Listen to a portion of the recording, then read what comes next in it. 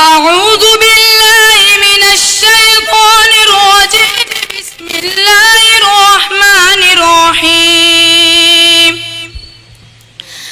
الحمد لله رب العالمين الرحمن الرحيم مالك يوم الدين. إياك نعبد وإياك نستعين. اهدنا الصراط المستقيم صراط الذين أنعمت عليهم غير المغضوب عليهم ولا الضالين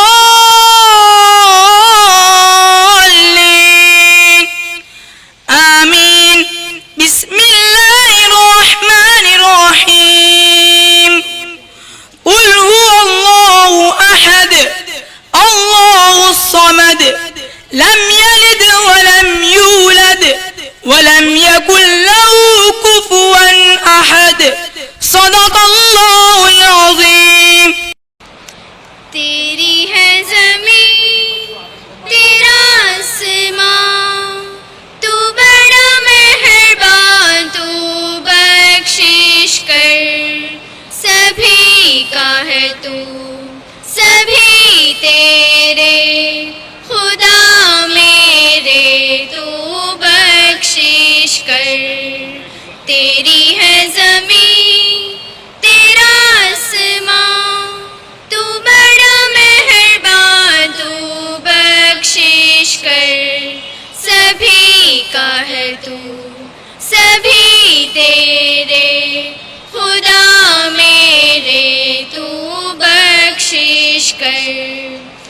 तेरी मर्जी से ऐ मालिक हम इस दुनिया में आए हैं, तेरी रहमत से हम सब ने ये जिस्मो जान पाए हैं.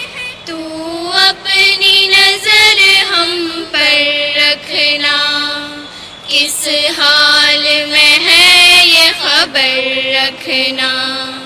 तेरी है ज़मीन तेरा आसमां, तू बड़ा मेहरबान, तू बख्शिश कर, सभी का है तू, सभी तेरे खुदा मेरे, तू बख्शिश कर.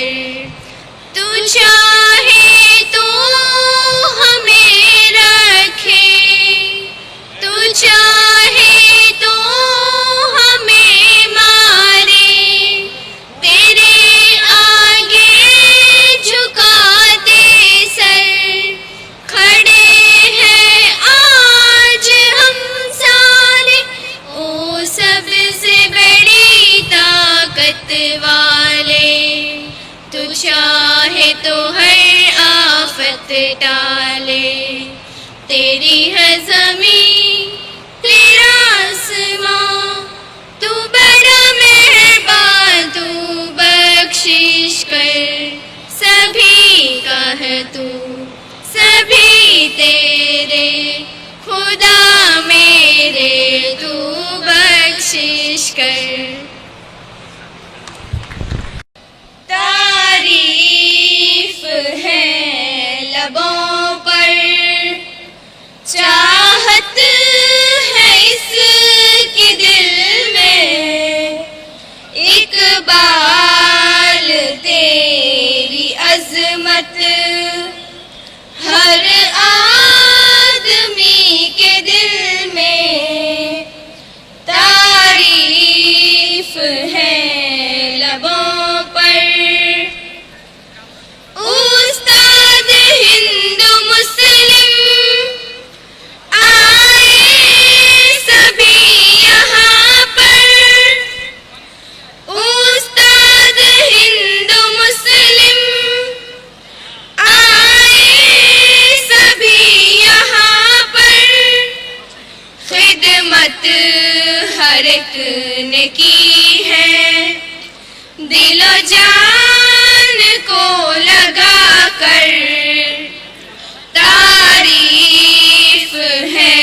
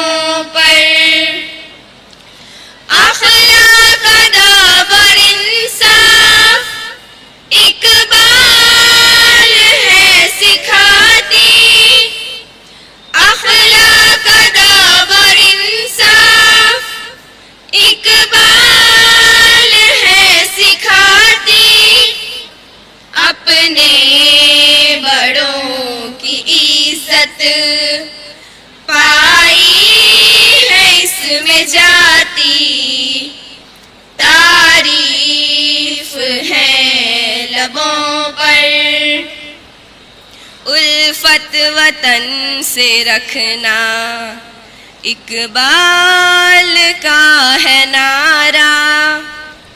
उल्फत वतन से रखना इकबाल का है नारा। हिंदी है हम वतन है हिंदोस्ता हमारा। तारीफ है लबों पर अर्ज़े बशीर ये है मखसूस तू करम कर। अर्ज़े बशीर ये है मखसूस तू करम कर। हमको तरक्की देकर अपनी रज़ा अता कर। तारीफ है लबों पर चाहत है इसके दिल में। इकबाल तेरी अज़मत हर आदमी के दिल में। तारीफ है लबों पर। आपकी आमद से इकबाल स्कूल में बहारें आई। आपकी आमद से इकबाल स्कूल में बहारें आई। फूल तो फूल है कांटों से भी खुशबू आई। पंचमहाल पुलिस परिवार तथा दी इकबाल युनियन हाईस्कूल गोधरा ना संयुक्त उपक्रमे आज આપણે જે આ ઇન્ટર સ્કૂલ વક્તૃત્વ સ્પર્ધા રાખેલી છે એ સ્પર્ધામાં ઉપસ્થિત અને આજના આ સમારંભના અધ્યક્ષ માનનીય મહોદય શ્રી પંચમહાલ ગોધરા રેન્જ પોલીસ મહાનિરીક્ષક આદરણીય શ્રી અસારી સાહેબ, સાથે જ આ કાર્યક્રમ જે છે એના આયોજક તરીકે ઉપસ્થિત શ્રી પટેલ સાહેબ કે જેઓ ડીવાયએસપી પોતે અહીંયા ગોધરા ખાતે છે અને તેમણે તેમના ઉચ્ચ વિચારો જે છે એ અમારી સામે રજૂ કર્યા અને આ કાર્યક્રમનું આયોજન થયું. આ સાથે જ અત્યારે આપણી વચ્ચે ઉપસ્થિત આપણા શાળા મંડળના પ્રમુખ, પંચમહાલ મુસ્લિમ એજ્યુકેશન સોસાયટીના આદરણીય પ્રમુખ શ્રી રફીક અહેમદ આલમ સાહેબ તથા સહમંત્રી શ્રી ધંત્યા સાહેબ, સાથે જ અન્ય તમામ સેવાભાવી સંસ્થાઓ તરફથી જે સામાજિક કાર્યકરો ઉપસ્થિત થયા છે તેઓ શ્રી, તેમજ આમંત્રિત તમામ મહેમાનો, અન્ય શાળામાંથી ઉપસ્થિત તમામ શિક્ષકગણ અને નામી અનામી તમામ જે પણ સંસ્થાઓમાંથી અહીંયા અત્રે હોદ્દેદારશ્રીઓ ઉપસ્થિત થયા છે એ તમામનું હું શાળા પરિવાર વતી, ઇકબાલ યુનિયન હાઈસ્કૂલ વતી આચાર્ય તરીકે હાર્દિક સ્વાગત કરું છું. કાર્યક્રમ જે છે એનો વિષય પણ સાથે હું જણાવું છું કે આવા જે કાર્યક્રમો છે એ કાર્યક્રમનો પહેલો તો સૌથી તમને હેતુ કહી દઉં કે કોઈ પણ કાર્યક્રમ હોય એનો ચોક્કસ હેતુ હોય છે. કાર્યક્રમમાં કેટલાક વિષયો વણી લઈ અને વક્તૃત્વ સ્પર્ધા રાખેલ છે અને વક્તૃત્વ સ્પર્ધામાં ટ્રાફિક નિયમન, સામાજિક દૂષણો, કન્યા કેળવણી, દેશભક્તિ વગેરે જેવા વિષયોને આવરી લઈ ધોરણ 10, 11, 12ના વિદ્યાર્થીઓ વચ્ચે આ કોમ્પિટિશન રાખવામાં આવેલી છે. આ જે કાર્યક્રમ છે, આ જે વક્તૃત્વ સ્પર્ધા છે એનો હેતુ એ છે કે ભવિષ્યમાં દેશને, સમાજને સારા નાગરિકો મળે. કહેવાય છે કે ભારતનું ભાવિ જે છે એ વર્ગખંડો, શાળાના વર્ગખંડો વચ્ચે ઘડાઈ રહ્યું છે અને આપણે જે ગુરુજનો છે એમના ઘડવૈયા છે. એટલે આ જે કાર્યક્રમ છે એ કાર્યક્રમનો હેતુ છે કે આ જે વક્તવ્યો અહીંયા રજૂ કરવામાં આવે વિદ્યાર્થીઓ દ્વારા, એ વક્તવ્યોને આપણે ધ્યાનથી સાંભળવાના છે. એનો વિષય દેશભક્તિને લગતો હોય, ટ્રાફિક નિયમનને લગતો હોય, સામાજિક દૂષણોને લગતો હોય કે કન્યા કેળવણીને લગતો હોય. સાહેબે પોતે અમને આવા ટોપિક એવા આપેલા છે કે જો આ 4 બાબતો ઉપર પ્રકાશ પાડી અને સમાજમાં આમૂલ પરિવર્તન જો લાવવામાં આવે તો માત્ર આપણા ગોધરામાં જ નહીં પરંતુ આખા રાષ્ટ્રમાં શાંતિ છવાઈ જાય. કારણ કે મોટાભાગની જે સમસ્યાઓ છે એ સમસ્યાઓ આજે ટ્રાફિક નિયમન છે તો ટ્રાફિકની સમસ્યાઓને ઘણીવાર અકસ્માત થતા હોય છે, અકસ્માત ન થાય તો ક્યારેક ઝઘડા પણ થતા હોય છે. અહીંયા બાળકોએ રજૂ કરશે, ખૂબ આબેહૂબ રીતે એમના વક્તવ્ય રજૂ કરશે, ત્યારે તમને એમાં જાણવા મળશે કે ટ્રાફિક નિયમન જે છે કેટલું જરૂરી છે. સામાજિક દૂષણો જે છે એ પણ અત્યારે સમાજમાં ઘણું દૂષણ પેદા કરેલ છે, જે દૂર કરવા માટે એના સમાજ ઉપર કેટલીક અસરો થયેલી છે, વિપરીત અસરો, અને એને દૂર કરવા માટેના ઉપાયો જે છે એ પણ વિદ્યાર્થીનીઓ અહીંયા રજૂ કરશે. કન્યા કેળવણી કેટલી જરૂરી છે, કન્યા કેળવણી વિશે પણ બાળકોએ વક્તવ્યો તૈયાર કરેલા છે. અને સૌથી વધારે મહત્વની બાબત, જો આપણામાં દેશભક્તિ હોય, દેશધાજ હોય, તો આપણે આ તમામ ઉપર સારી રીતે અમલ કરી શકીએ.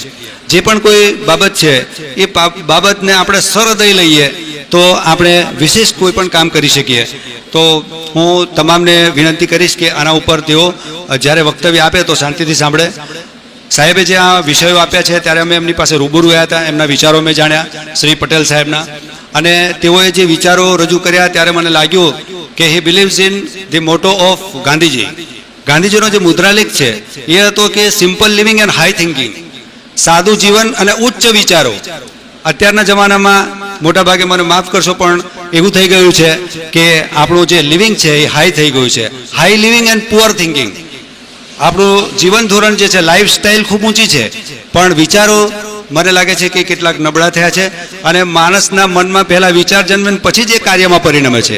એટલે આપણે એવા સારા અને તંદુરસ્ત વિચારો કરી શકીએ એ રીતે અહીંયા આ વક્તવ્યો રજૂ કરવામાં આવશે. એનો હેતુ છે કે આવો આપણે સાંભળીને આપણામાં રહેલી બધી સુસુપ્ત શક્તિઓ બહાર લાવીએ, અને તમે ભારતના ભાવિ નાગરિકો છો અને ઘડવૈયા છો, તો આ જે અહીંયા કાર્યક્રમમાં જે પણ વક્તવ્ય રજૂ કરવામાં આવે એને માત્ર સાંભળવા ખાતર જ નહીં, માત્ર ફોર્માલિટી ખાતર એક કાર્યક્રમ કર્યો છે એટલા માટે જ નહીં, પરંતુ એને જીવનમાં ઉતારવા માટેની નિયતથી સાંભળવાનું છે કે જેથી કરીને આપણે પણ ભવિષ્યમાં સારી રીતે પ્રગતિ કરી શકીએ.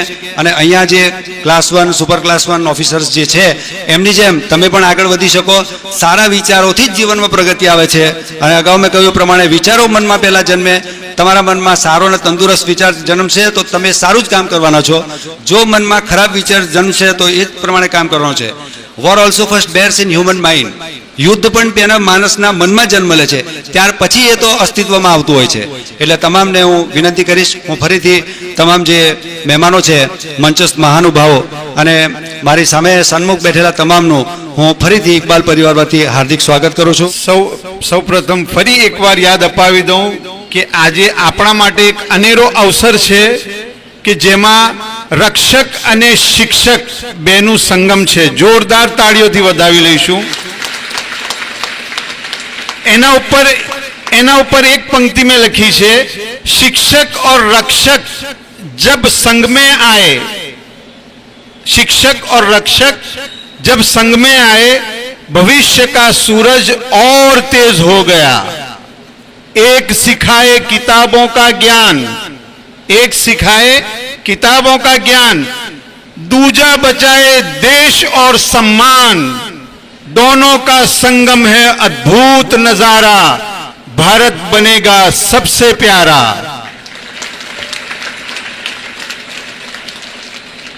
હવે સ્વાગત ગીતમાં પણ મેં આને વર્ણવવાની કોશિશ કરેલી છે, તમામ ધ્યાનથી સાંભળશો. ये मेहमान हमारे हमें जहाँ से प्यारे, हुई उनकी आमद दर पर हमारे.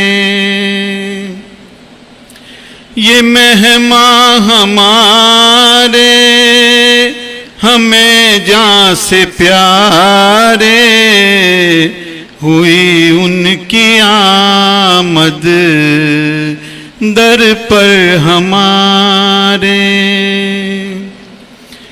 गुलों से ये कह दो न बिछना राहों में, बिछाया है हमने दिल को राहों में. वो दर पर हमारे हमारी है किस्मत, वो दर पर हमारे हमारी है किस्मत, हमारे दिलों में उनकी है अजमत। નેક્સ્ટ પંક્તિમાં મેં રક્ષક અને શિક્ષકનો સંગમ બતાવ્યો છે, ધ્યાનથી સાંભળશો। रक्षक है उनमें, शिक्षक भी उनमें, रक्षक है उनमें, शिक्षक भी उनमें, रक्षा से उनकी शहर है सुकून में। दुआ है बशीर की रहे वो सलामत, दुआ है बशीर की रहे वो सलामत, ताउम्र करते रहे वो हिफाजत। ये मेहमान हमारे हमें जान से प्यारे, हुई उनकी आमद दर पर हमारे। Thank you.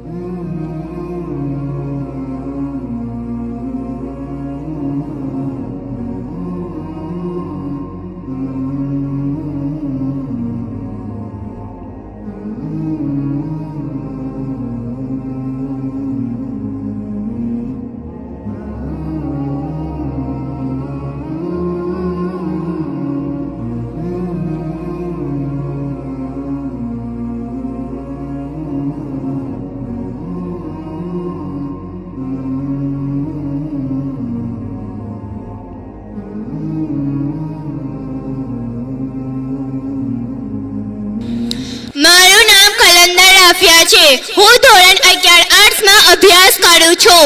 સમાજમાં સુખ શાંતિ અને વ્યવસ્થા જાળવવા માટે કેટલાક નિયમો બનાવવામાં આવ્યા છે। આ નિયમો જે તે સમયની પરિસ્થિતિ પર આધારિત હોય છે, પરંતુ સમય જતાં તે રૂઢિ કે રિવાજ બની જાય છે। આપણે સૌ જાણીએ છીએ કે આપણા સામાજિક દૂષણો પર ઘણા વર્ષોથી બધું લખાયું છે અને કામ પણ થયું છે। તેથી જ કેટલાક દૂષણોને આપણે દૂર કરી શક્યા છે। સામાજિક દૂષણો પર કામ કરવા બદલ આપણે દયાનંદ સ્વામી સરસ્વતી, વિનોબા ભાવે, રાજા રામમોહન રાય, ગાંધીજી જેવા અનેક મહાપુરુષોનો આભાર માનવો જોઈએ। મિત્રો, આપણે જાણીએ છીએ કે બદલાતા સમય સાથે સમાજમાં કેટલીક સારી બાબતો ઉમેરવામાં આવી છે તથા કેટલીક ખરાબ બાબતો પણ દૂષણ રૂપે ઉમેરાઈ છે। આપણને એટલી તો જાણ હશે કે દીકરીને જન્મથી અટકાવવી એ દૂષણનું ગંભીર સ્વરૂપ છે। આજે આપણા સમાજમાં હું જે જ્ઞાતિની છું એ જ જ્ઞાતિની મદદ કરીશ, આવા વિચારો આવનારા સમયમાં બહુ મોટી સમસ્યા તરીકે સર્જાય તેવું સામાજિક દૂષણ આપણા સમાજમાં થઈ રહ્યું છે। જ્ઞાતિ પ્રથાનું સૌથી ખરાબ પરિણામ અસ્પૃશ્યતાની બધી છે। સમાજ અસ્પૃશ્યતાનો હજારો વર્ષોથી તિરસ્કાર કરતો આવ્યો છે। અસ્પૃશ્યતા પાલન એ સમાજનું સૌથી મોટું કલંક છે।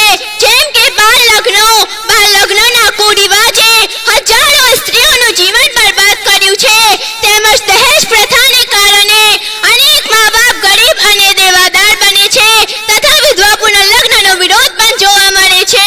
આની માઠી અસરો સ્ત્રીઓના જીવન પર પડતા તેઓ આપઘાતની શિકાર બને છે। તમે બધા હવે સહેમત હશો કે આજના કાળમાં સામાજિક ઊંચ નીચનો ભેદભાવ જોવા મળતો નથી, તેમજ અસ્પૃશ્યતા અને બાળ લગ્નોના કુરિવાજો પણ જોવા મળતા નથી। તેથી જ આપણો સમાજ આજે ખૂબ જ સરસ રીતે પ્રગતિ કરી રહ્યો છે।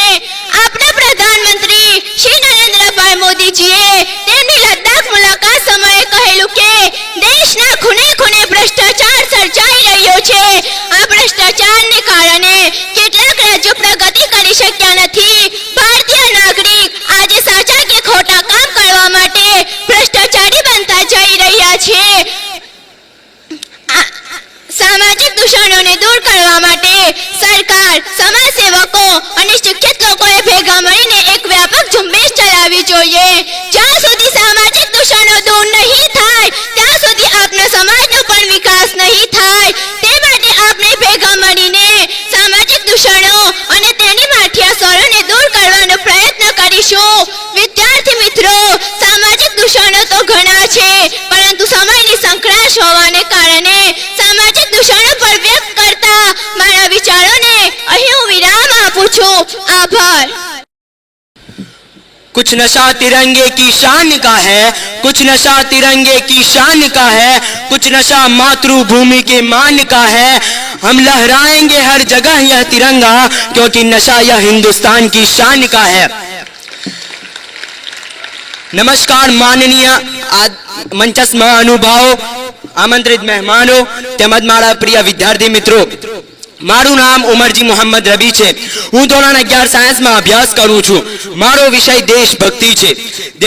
વિદ્યાર્થી મિત્રો, દેશભક્તિ એ માત્ર એક ભાવના જ નથી, પરંતુ એ તો આપણા જીવનનો શ્વાસ છે. માટે જ દર્શક મિત્રો, એક કહેવત છે કે જન્મભૂમિ કરતા મોટી કોઈ તીર્થભૂમિ નથી, અને આ જન્મભૂમિ માટે જીવવું એ જ સાચી દેશભક્તિ છે. ભારત એક સમય ઉપર સોનાની ચિડિયા ગણાતું હતું, પરંતુ વિદેશી શાસનથી ભારતની સ્વતંત્રતા છીનવાઈ ગઈ. તે સમયે હજારો સ્વાતંત્ર્ય સેનાનીઓએ પોતાનું ખૂન વહાવ્યું, જેમ કે ભગતસિંહ, સુખદેવ, લાલા લજપતરાય, મહાત્મા ગાંધી જેવા અનેક મહાન પુરુષોએ તેમના અંતિમ શ્વાસ સુધી સખત મહેનત કરી હતી, કારણ કે તેઓ તેમના દેશ અને દેશવાસીઓને આઝાદ જોવા માંગતા હતા. સાહેબ, સાચી દેશભક્તિ તો એને જ કહેવાય. હિન્દુ ધર્મના પવિત્ર ગ્રંથોમાં તેમજ ઇસ્લામ ધર્મનું પવિત્ર ગ્રંથ કુરાન શરીફમાં વતનથી પ્રેમ કરવાનો આદેશ આપવામાં આવ્યો છે. યાદ રાખો, ધર્મથી સૃષ્ટિના સર્જન કરતા સુધી પહોંચાય છે અને દેશથી એકબીજા સુધી પહોંચાય છે. જ્યારે દેશ અને ધર્મ બંનેનું માન રાખીએ ત્યારે જ સાચી દેશભક્તિ જન્મે છે. યુવાનો, આજે સોશિયલ મીડિયા ભેદભાવ અને ફૂટપાડતી વાતો આપને વિખેરી રહી છે, પરંતુ યાદ રાખજો, એકતામાં જ શક્તિ છે અને વિખરાયેલા લોકો કદી જીતતા નથી. માટે જ અંગ્રેજીમાં એક પ્રસિદ્ધ કહેવત છે, united we stand, divided we fall. શું તમે તમારા દેશ માટે કંઈક કરવા ઈચ્છો છો તો સૌપ્રથમ તમે એકબીજાનું માન અને સન્માન કરો.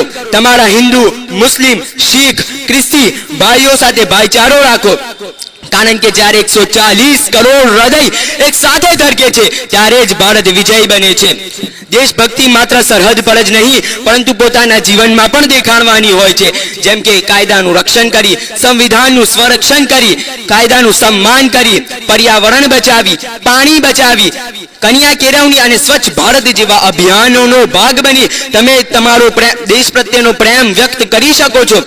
બાકી સાચો દેશભક્ત તો તે જ છે જે પોતાના દેશ અને દેશની જરૂરિયાત માટે પોતાની જીવનનું બલિદાન આપવા હંમેશા તૈયાર રહે છે. અંતિમ पंक्ति साथे मारा आ वक्तव्यनु विराम करीश. दे सलामी उस तिरंगे को जिससे तेरी शान है, दे सलामी उस तिरंगे को जिससे तेरी शान है, सर हमेशा ऊंचा रखना इसका जब तक दिल में जान है. आभार. जय हिंद, जय भारत. वाह वाह वाह वाह, वेरी गुड, वेरी नाइस. अस्सलामुअलैकुम वरहमतुल्लाहि वबरकातुहू. મારું નામ ફાતિમા મહેબૂબ સૈયદ છે અને હું દી ઇકબાલ ગર્લ્સ હાઈ સ્કૂલમાં 10મા ધોરણમાં અભ્યાસ કરું છું. આજે હું આપ સૌની સામે એક એવા વિષય પર વાત કરવા આવી છું જે માત્ર શબ્દ નથી પરંતુ આપના હૃદયની ધડકન છે, દેશભક્તિ. દેશભક્તિનું અર્થઘટન. દેશભક્તિ એટલે માત્ર 15 ઓગસ્ટ કે 26 જાન્યુઆરીના દિવસે ઝંડો ફરકાવવો કે દેશભક્તિ ગીત ગાવું નથી, પરંતુ દેશભક્તિ તો એ છે આપના દેશના પ્રત્યેક નાગરિક માટે પ્રેમ, સમર્પણ અને ત્યાગની ભાવના. જ્યારે આપણે પોતાના વ્યક્તિગત હિત કરતા દેશનું હિત મોટું રાખીએ ત્યારે જ આપણે દેશભક્ત બનીએ છીએ. હું તિરંગાને દિલમાં વસાવી રાખું છું તેના રંગોમાં જ જીવું અને મરું છું. મારો માર્ગ છે કે હું આ ભૂમિનો પુત્ર છું, અને મારો ધર્મ માત્ર દેશ પ્રેમ છે. અમારી આઝાદીનો ઇતિહાસ. મિત્રો, પરંતુ આ સ્વતંત્રતા સહેલાઈથી મળી નથી. આપણા પૂર્વજો શહીદોએ પોતાના લોહીથી આઝાદીના ઝંડાને લાલ રંગથી રંગ્યો છે. 1857ની ક્રાંતિમાં મંગલ પાંડેની બલિદાન ગાથા,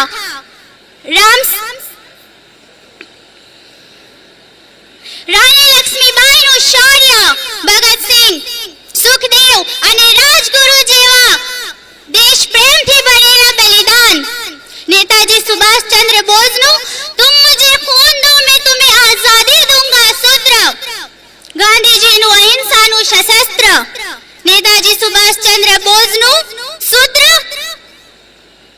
ગાંધીજીનું અહિંસાનું સશસ્ત્ર, આ બધું આપના મનમાં ઉકળાટ લાવે છે કે લોકો આઝાદી માટે ફાંસીના ફંદા પર લટકી ગયા, એ પણ હસતા હસતા. ઘણા લોકોએ ઉંમરભર કેદ ભોગવી અને પોતાના દેશ પ્રેમની જ્યોત ક્યારેય બુઝવા દીધી નથી. શહીદોની ચિતા ઉપર લાગશે હર બાર મેરો, શહીદોની ચિતા ઉપર લાગશે હર બાર મેરો, વતન પર મિટને વારોની બાકી એ નિશાની છે. આઝાદી એ હવા નથી કે જે સહેલાઈથી મરી જાય, આઝાદી એ હવા નથી જે સહેલાઈથી મરી જાય, તેના માટે રક્તની નદીઓ વહેવી પડે છે, યારોથી ભરેલી કુરબાની.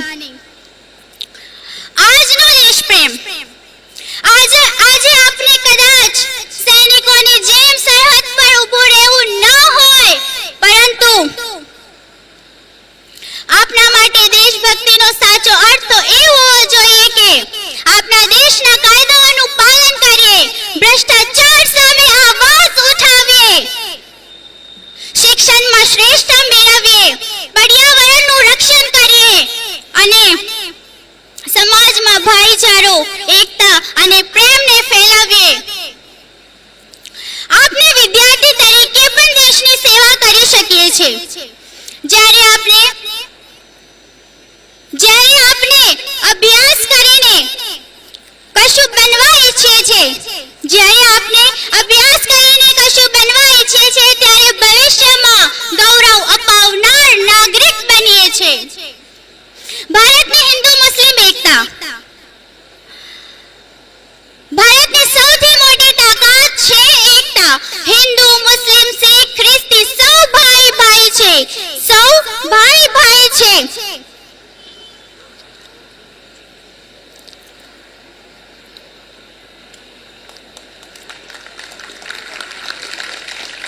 આપ સૌનો આભાર. સરસ, વેરી નાઇસ, એક જોરદાર તાળીઓ.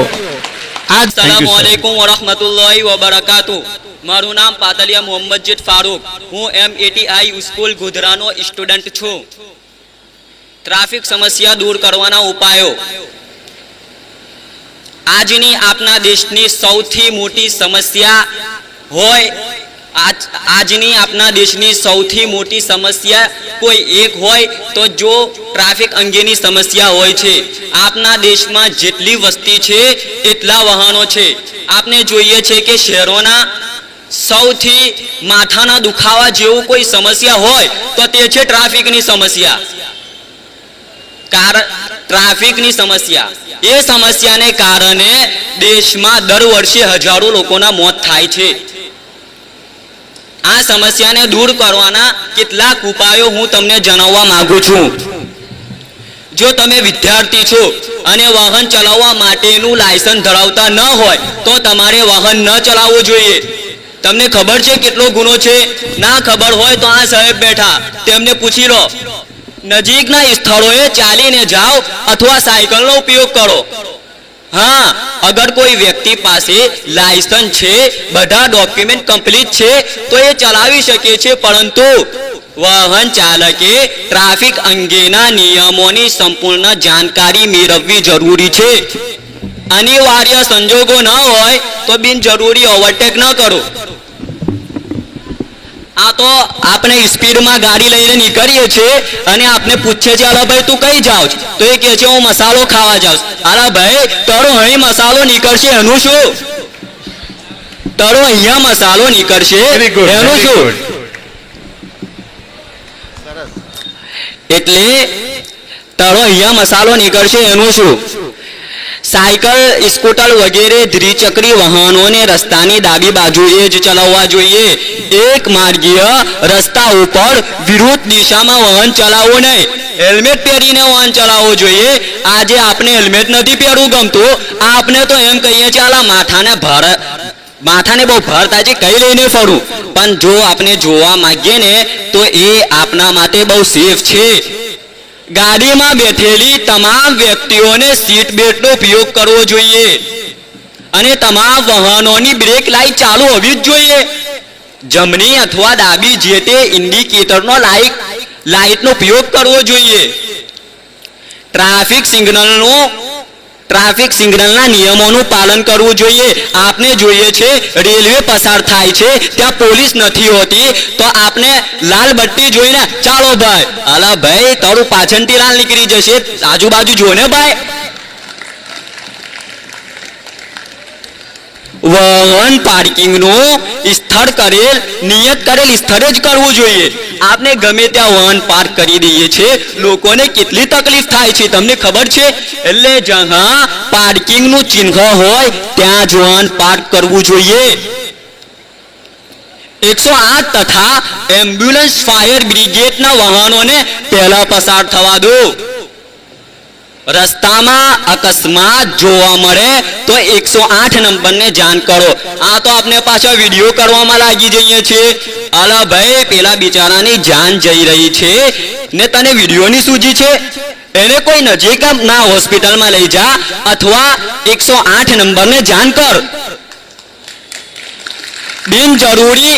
બિનજરૂરી હોર્ન વગાડી ઘોંઘાટ ના કરો. આ તો રોયલ બુલેટ લઈને નીકળશે.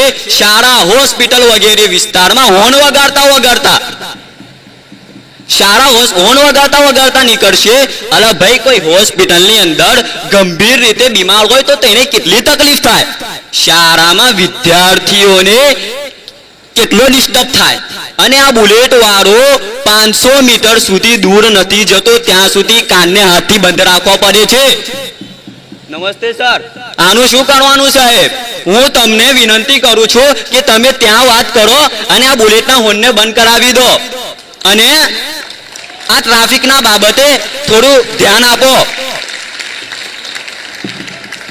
બિનજરૂરી હોર્ન વગાડી ઘોંઘાટ ના કરો. ચાલુ વાહને મોબાઈલ ફોનમાં વાત ન કરો. આ તો એક હાથથી સ્કૂટર લઈને નીકળશે અને એક હાથથી ફોનમાં વાત કરશે અને વાત બી એ કરશે અલા ભાઈ ખાઈ લીધું, એનો કહે છે આ ભાઈ ચા પીને ઘર જાઉં છું. અલા ભાઈ વાતમાં બી સ્વાદ નથી. હવે એ જ સમયે સામેથી વાહન સ્પીડમાં આવી ગયું, આનું ધ્યાન મોબાઈલમાં છે અને તેનું અકસ્માત થઈ જશે તો શું થશે? તેનું એના ફેમિલીનું શું થશે? હા, અગર કોઈ ઇમ્પોર્ટન્ટ કોલ હોય તો વાહનને સાઈડમાં સ્ટોપ કરીને આરામથી વાત કરી લે. હવે તમે મને કહેશો અલા ભાઈ તને શું, અમે જે કરીએ એ તને નથી જોવાનું. તો મારા વહાલા મિત્રો, ભારત દેશમાં અકસ્માતના કેસ વધતા જાય છે અને હું તમારી લાગણીપૂર્વક એમ ચાહું છું કે તમે અકસ્માતથી બચી શકો. એટલે વાહન ચાલકે ટ્રાફિક અંગેના નિયમોની સંપૂર્ણ જાણકારી મેળવી લેવી અને નિયમોનું પાલન કરવું. હવે સાહેબ, મેં મારા દેશના નાગરિક હોવાને કારણે મેં મારા મિત્રોને સમજાવ્યું. હવે તમે બી અહીંયાથી જતા પહેલા 2 શબ્દો અમને સમજાવીને જજો. આભાર. Very nice, very nice. માન્ય નિર્ણાયક શ્રી, આદરણીય શિક્ષકો અને મારા વહાલા વિદ્યાર્થી મિત્રો, આજે હું તમારી સમક્ષ ટ્રાફિકના નિયમો વિશે કંઈક રજૂ કરીશ. આશા રાખું છું આપ સૌ શાંતિથી સાંભળશો. ભારતમાં ટ્રાફિકના નાના મોટા એટલા બધા નિયમ હોય છે કે ઘણા લોકોને એ ખબર નથી હોતી કે કેટલા નિયમ હોય છે. આજે હું તમને ઘણા બધા નિયમ વિશે કહીશ અને જાણ્યા અજાણ્યામાં કેટલા બધા લોકો ટ્રાફિકના નિયમોને તોડી નાખે છે. તો આ તોડવા ન જોઈએ. અને ઘણા લોકોને એ પણ ખબર નથી હોતી કે કયો નિયમ તોડવા પર કેટલો દંડ ભરવો પડશે. તો હવે નિયમો શરૂ થઈ રહ્યા છે. તો અગર તમે લાયસન્સ વગર કોઈ પણ બાઇક સ્કૂટરને ચલાવી રહ્યા છો યા કોઈ મોટી ગાડી ચલાવી રહ્યા છો અને તમારી પાસે લાયસન્સ નથી તો તમને 5,000 રૂપિયાનો દંડ ભરવો પડશે. અગર તમારી પાસે વીમો ના હોય અને તમે ગાડી ચલાવી રહ્યા છો, ડ્રાઇવિંગ કરી રહ્યા છો તો તમને પહેલી વખત પકડી લેવા પર 2,000 રૂપિયાનો દંડ ભરવો પડશે અને બીજી વખત પકડાઈ જશો તો તમને 4,000 રૂપિયાનો દંડ ભરવો પડશે અને 3 મહિનાની સજા પણ થઈ શકે છે.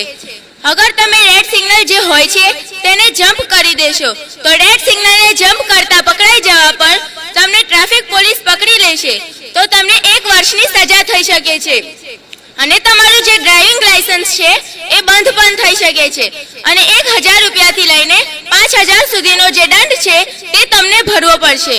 અગર તમે ઓવર સ્પીડમાં ગાડી ચલાવી રહ્યા છો અને તમને ખબર નથી તો તમને 2,000 રૂપિયાનો દંડ ભરવો પડશે. હેલ્મેટની વાત કરીએ કે ઘણા લોકો ગાડી ચલાવી રહ્યા છે અને તમે હેલ્મેટ નથી પહેર્યું તો આ જાણવું વધારે ઇન્ટરેસ્ટિંગ છે કે તમે હેલ્મેટ નથી પહેર્યું તો તમને 1,000 રૂપિયાનો દંડ ભરવો પડશે અને તમારી પાછળ કોઈ બેઠું છે તેને પણ હેલ્મેટ નથી પહેર્યું તો બંનેના થઈને તમને 2,000 રૂપિયાનો દંડ ભરવો પડશે. અગર તમે હેલ્મેટ પહેર્યું છે, તમે ગાડી ચલાવી રહ્યા છો, તમારી પાછળ કોઈ બેઠું છે તેને પણ હેલ્મેટ પહેર્યું છે તો પણ તમને 2,000 રૂપિયાનો જે દંડ છે તે ભરવો પડશે કારણ કે હેલ્મેટના નીચે જે સ્ટ્રેપ આવે છે તેને નથી લગાવી રાખ્યો તો આ ગલતીને બિલકુલ પણ ન કરતા.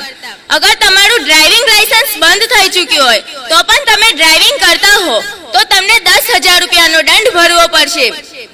તમે એવા વાહનોને પાસ ન આપો, જગ્યા ન આપો જેવી રીતે એમ્બ્યુલન્સ, ફાયર બ્રિગેડ તો અને ટ્રાફિક પોલીસ તમને પકડી લે તો તમને 10,000 રૂપિયાનો દંડ ભરવો પડશે અને તમને 6 મહિનાની સજા પણ થઈ શકે છે કેમ કે આવું ન કરવું જોઈએ. આવા વાહનોને જગ્યા આપણને આપવી જોઈએ. અગર તમે ઓવર સ્પીડમાં ગાડી ચલાવી રહ્યા છો, એકદમ લાપરવાહીથી ગાડી ચલાવી રહ્યા છો તો તમને 1,000 રૂપિયાનો દંડ ભરવો પડશે. અગર તમે કાર ચલાવી રહ્યા છો અને તેનો જે સીટ બેલ્ટ છે તે તમે નથી લગાવી રાખ્યો તો પણ તમને 1,000 રૂપિયાનો જે દંડ છે તે ભરવો પડશે. અગર તમે નશાની હાલતમાં ગાડી ચલાવી રહ્યા છો અને ટ્રાફિક પોલીસ તમને પહેલી વખત પકડી લેશે તો તમને 10,000 રૂપિયાનો જે દંડ છે તે ભરવો પડશે અને તમને 6 મહિનાની સજા પણ થઈ શકે છે અને બીજી વખત પકડી લેશે તો તમને 15,000 રૂપિયાનો દંડ ભરવો પડશે અને 2 વર્ષની સજા પણ થઈ શકે છે. તો આ ગલતી બિલકુલ ન કરતા કારણ કે આ ગલતી કરવાથી તમને પણ ઘણું બધું નુકસાન થઈ શકે છે અને બાકી લોકોને પણ ઘણું બધું નુકસાન થઈ શકે છે. હવે મિત્રો, હું જે તમને મુદ્દા કહીશ એ આપણા સમાજ માટે જાણવા બહુ જ જરૂરી છે કે નો પાર્કિંગ વિસ્તારોમાં વાહન પાર્ક કરવા ન જોઈએ. સાયલેન્સરના નિયમ વિરુદ્ધ સુધારા વધારા માટે નોઇઝ પોલ્યુશન કરવું અને આ પ્રકારના સાયલેન્સરના કારણે ધુમાડો ઉત્પન્ન થવો અને આવા પ્રકારના સાયલેન્સરને કારણે એર પોલ્યુશન કરવું એક ગુનો બને છે. શાળા, હોસ્પિટલ વગેરે જેવા નજીકના સ્થળોએ હોર્ન વગાડવાથી ઘણા બધા વિદ્યાર્થીઓ, દર્દીઓ અને આમ જનતાને પણ નુકસાન થઈ શકે છે, તકલીફ પહોંચી શકે છે. તો આ ગલતી પણ બિલકુલ પણ ન કરતા અને આ માનવતા વિરુદ્ધનું કાર્ય છે. 18 વર્ષથી ઓછી ઉંમરના બાળકોને લાયસન્સ વગર ગાડી ચલાવવું અને રોંગ રસ્તા પર ગાડી ચલાવવું એ પણ એક ગુનો છે. અગર નાના અંતરે જવાનું હોય આપણને ત્યારે આપણે વાહનોનો ઉપયોગ કરવાથી આપણે ચાલવાની જે તાકાત છે તે નષ્ટ થાય છે. તેથી આપણે નાના સ્થળે જવાનું હોય ત્યારે આપણે ચાલવાની ટેવ કેળવવી જોઈએ અથવા સાયકલનો ઉપયોગ કરવો જોઈએ જેથી આપણને શરીર સ્વસ્થ રહી શકે અને પર્યાવરણનું જતન પણ થઈ શકે. આભાર.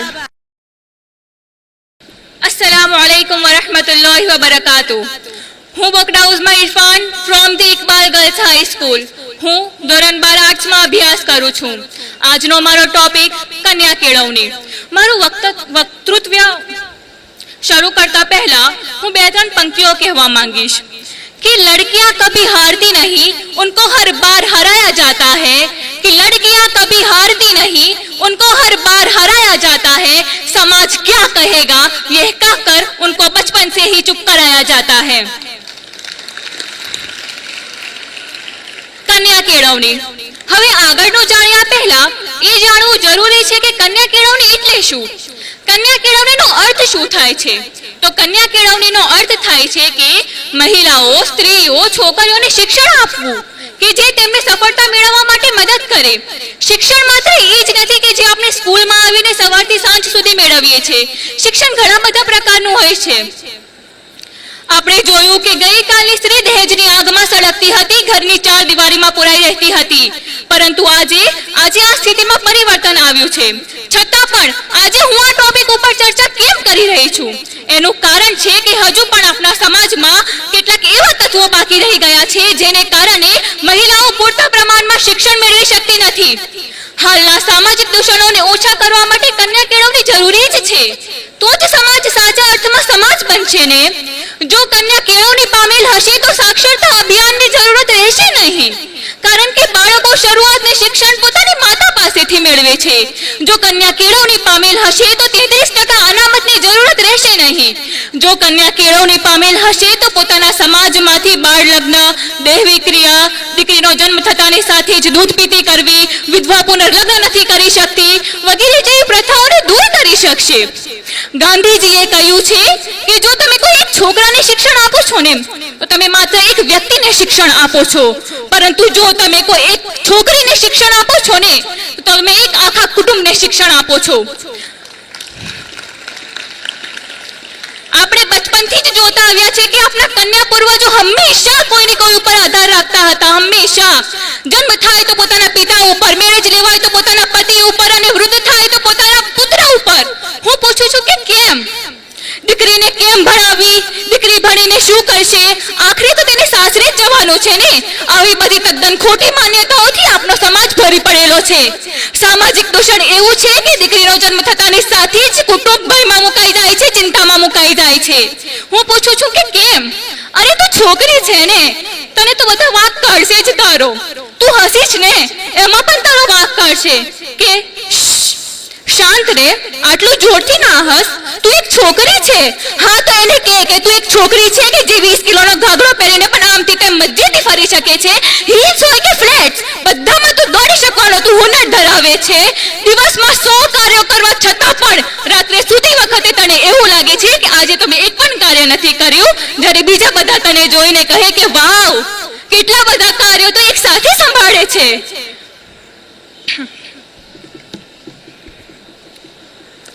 તું છોકરી છે ને, તારો બધા વાંક કાઢવાના જ છે। તું કંઈ પણ કરીશ, તારો એમાં વાંક તો નીકળશે જ। કાં તો તું બહુ નાની છે, કાં તો તું બહુ મોટી છે, કાં તો તું બહુ કાળી છે, કાં તો તું બહુ જાડી છે, કાં તો તું બહુ પાતળી છે। શાદી કરી લે તો હવે બાળકની વારી છે, ન કરે તો સમાજ પર બોજ ભારી છે। કમાય તો સિંદર છે, ન કમાય તો ગોળ ડીગર છે। આખી બાજુવાળું વસ્ત્રો પહેરી દે તો કહે છે કે બહેનજી, ન પહેરે તો કે ખરાબ, આંગળી ઉઠાવે તો બેશરમ, ના ઉઠાવે તો બેજુબાન, મેકઅપ કરે તો કેટફિશ, ના કરે તો સેડ બીશ, રડે તો એવું કહે છે કે વિક્ટિમ છે, કે એના ભોગ, ન રડે તો ફેમિનિસ્ટ, નારીવાદી, સક્સેસફુલ હશે તો એવું કહે છે કે ઈઝી હશે, એને શું? સક્સેસફુલ ના હોય તો મસ્ટ બી ડિફિકલ્ટ। આ કન્યા કોઈની માતા, કોઈની પત્ની, કોઈની બહેન, કોઈની દાદી, કોઈની સાસુ, કોઈની નાની બનીને રહી ચૂકી છે। આ કન્યા બધાનું જ વિચારે છે, બસ આ કન્યા પોતાનું જ નથી વિચારતી। હું પૂછું છું કે કેમ?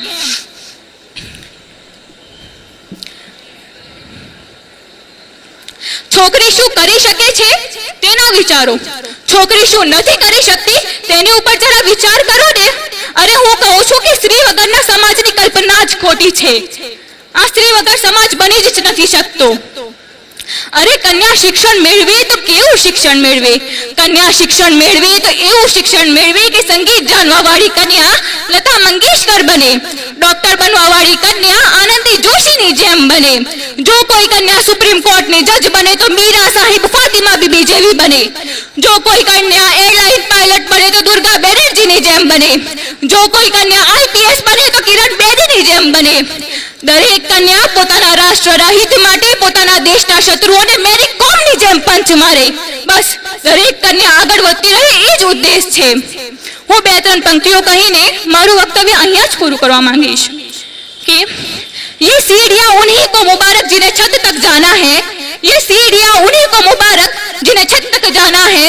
हम तो आसमान की आरज़ू रखते हैं, हमें अपना रास्ता खुद ही बनाना है। Thank you so much. સરસ, વેરી નાઇસ. અસ્સલામુ અલૈકુમ વરહમતુલ્લાહિ વબરકાતુ. આજની આ સભાના મહાનુભાવો, સૌ મહાનુભાવો, ગુરુજનો અને વિદ્યાર્થી મિત્રો, આપ સૌને સલામ અને નમસ્કાર. અને કાલના આઝાદી તહેવાર માટે આપ સૌને ખૂબ ખૂબ શુભકામનાઓ. આપણા જીવનમાં માતા પિતા પછી અગર સ્થાન ધરાવતો જો કોઈ વ્યક્તિ હોય તે છે એક શિક્ષક, એટલે કે આપણા ગુરુ. આપણા સમાજમાં બહુ બધી ખરાબીઓ અને બદીઓ છે, તેને સમાજના સારા વ્યક્તિઓ જ દૂર કરી શકે છે. આપણે સમાજના સારા ડોક્ટરો, સારા વકીલો અને સારા શિક્ષકોની ખૂબ જ જરૂર છે. એક શિક્ષક ઘણા વિદ્યાર્થીઓને શિક્ષિત અને સારા બનાવશે અને તે વિદ્યાર્થીઓ આખી સમાજને સારી બનાવશે. તમે જોઈ શકો છો કે ડોક્ટર, વકીલને કોઈ એટલું સન્માન આપતું નથી જેટલું એક શિક્ષકને સન્માન આપે છે. તે ડોક્ટર અને વકીલ એક શિક્ષક પાસેથી જ જ્ઞાન મેળવીને આવે છે, એટલે શિક્ષકને લોકો હૃદયપૂર્વક સન્માન આપે છે. આપણી સમાજની સૌથી ખરાબ સમસ્યા પોલ્યુશન ફેલાવવું. જ્યાં પણ આપણે જોઈએ ત્યાં પોલ્યુશન ફેલાવતી વસ્તુઓના ઢગલે ઢગલા પડી ભરેલ હોય છે. ખેલકૂદના મેદાનમાં, સ્કૂલના મેદાનમાં આવી હાનિકારક વસ્તુઓને શહેરથી બહાર ફેંકી દેવી જોઈએ અને વિદ્યાર્થીઓએ ઠાની લેવું જોઈએ કે અમે તો પોલ્યુશન નહીં જ ફેલાવીએ, પણ જો કોઈ પોલ્યુશન ફેલાવતો દેખાશે તેને અમે સમજાવશું. અને સમાજના લોકોને પણ જોઈએ કે તેઓ સ્વચ્છતા અભિયાન ચલાવે. ત્યાર પછીની આપણા સમાજની જે સમસ્યા છે તે છે છોકરીઓની નાકદરી કરવી. આપણા સમાજમાં છોકરીઓને સાપનો ભાડો માનવામાં આવે છે. તે પણ ડોક્ટર, વકીલ અને IAS ઓફિસર બની શકે છે, પણ તેને નીચી ગણાવી અને આજ સુધી રસોઈયામાં જ ઘાલી રાખી છે. ત્યાર પછી આપણા સમાજની જે સમસ્યા છે, લોકો શારીરિક રીતે અશક્ત, દુબળા પાતળા છે. તેઓ લોકો દારૂ, બીડીઓ અને તંબાકુ જેવી હાનિકારક વસ્તુઓનું વ્યસન કરે છે. તેવી વસ્તુઓને શહેરથી બહાર ફેંકી દેવી જોઈએ અને દરેક વિદ્યાર્થીને ઠાની લેવું જોઈએ કે તે જીવનમાં કમસે કમ એક વ્યક્તિને વ્યસનથી મુક્તિ અપાવશે. અને સમાજના લોકોને જોઈએ કે તેઓ સિટીઝની મેન જગ્યાઓ પર પોસ્ટરો છપાવે અને વ્યસન મુક્તિ અભિયાન ચલાવે. ત્યાર પછી આપણા સમાજની સૌથી ખરાબ અને સૌથી મોટી જે સમસ્યા છે તે છે લોકો શિક્ષણથી દૂર ભાગી ગયા છે, નાનપણથી ધંધામાં લાગી ગયા છે. ખરેખર તેવું ના કરવું જોઈએ. આપણી આ ઉંમર નિશ્ચિત ગોલ પાસ કરવા માટે તૈયારી કરવાની ઉંમર છે.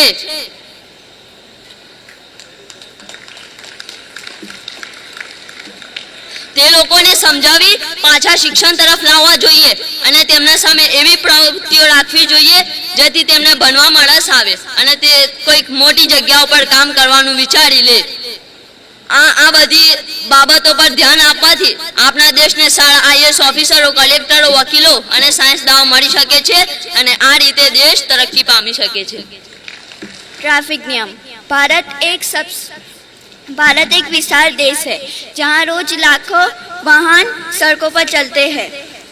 मार्ग पर सलामती जણાવવા અને અકસ્માતો અટકાવવા માટે સરકારે કેટલા ટ્રાફિક નિયમો બનાવ્યા છે. આ નિયમોનું પાલન કરવું ફક્ત આપણા માટે જ નહીં પણ બીજા લોકોની સલામતી માટે પણ જરૂરી છે. જે લોકો આ નિયમનું પાલન નથી કરતા તે પોતાને અને બીજાઓને જોખમમાં નાખે છે. ટ્રાફિક નિયમનું મહત્વ. ટ્રાફિક નિયમો રસ્તા પર અનુશાસન જણાવે છે. જો દરેક વ્યક્તિ આ નિયમોનું પાલન કરે તો માર્ગ અકસ્માતો, ટ્રાફિક જામ અને અનાવશ્યક તકલીફો ટાળી શકાય છે. ટ્રાફિક પોલીસ આ નિયમોનું લાગુ કરવા જવાબદાર હોય છે અને ઉલ્લંઘન કરવા પર દંડ લાગે છે. ભારતમાં મુખ્ય ટ્રાફિક નિયમો જેમ કે પહેલું, લાયસન્સ અને વાહનનો રજિસ્ટ્રેશન વિના વાહન ચલાવવું ગેરકાનૂની છે. બીજું, હેલ્મેટ અને સીટ બેલ્ટ પહેરવું ફરજિયાત છે. ત્રીજું, માર્ગ પર નક્કી કરેલી ગતિ મર્યાદા તોડવી ગેરકાનૂની છે. ચોથું, લાલ લાઇટ પર રોકવું, પીળી લાઇટ પર ધીમું કરવું અને લીલી લાઇટ પર જવું જરૂરી છે. પાંચમું, શરાબ અથવા નશામાં વાહન ચલાવવું કડક પ્રતિબંધિત છે. છઠ્ઠું, વાહન ચલાવતા વખતે મોબાઈલ ફોનનો ઉપયોગ કરવો નહીં.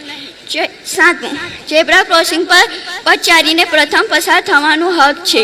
આઠમું, નો પાર્કિંગ ઝોનમાં વાહન રોકવું દંડ યોગ્ય છે.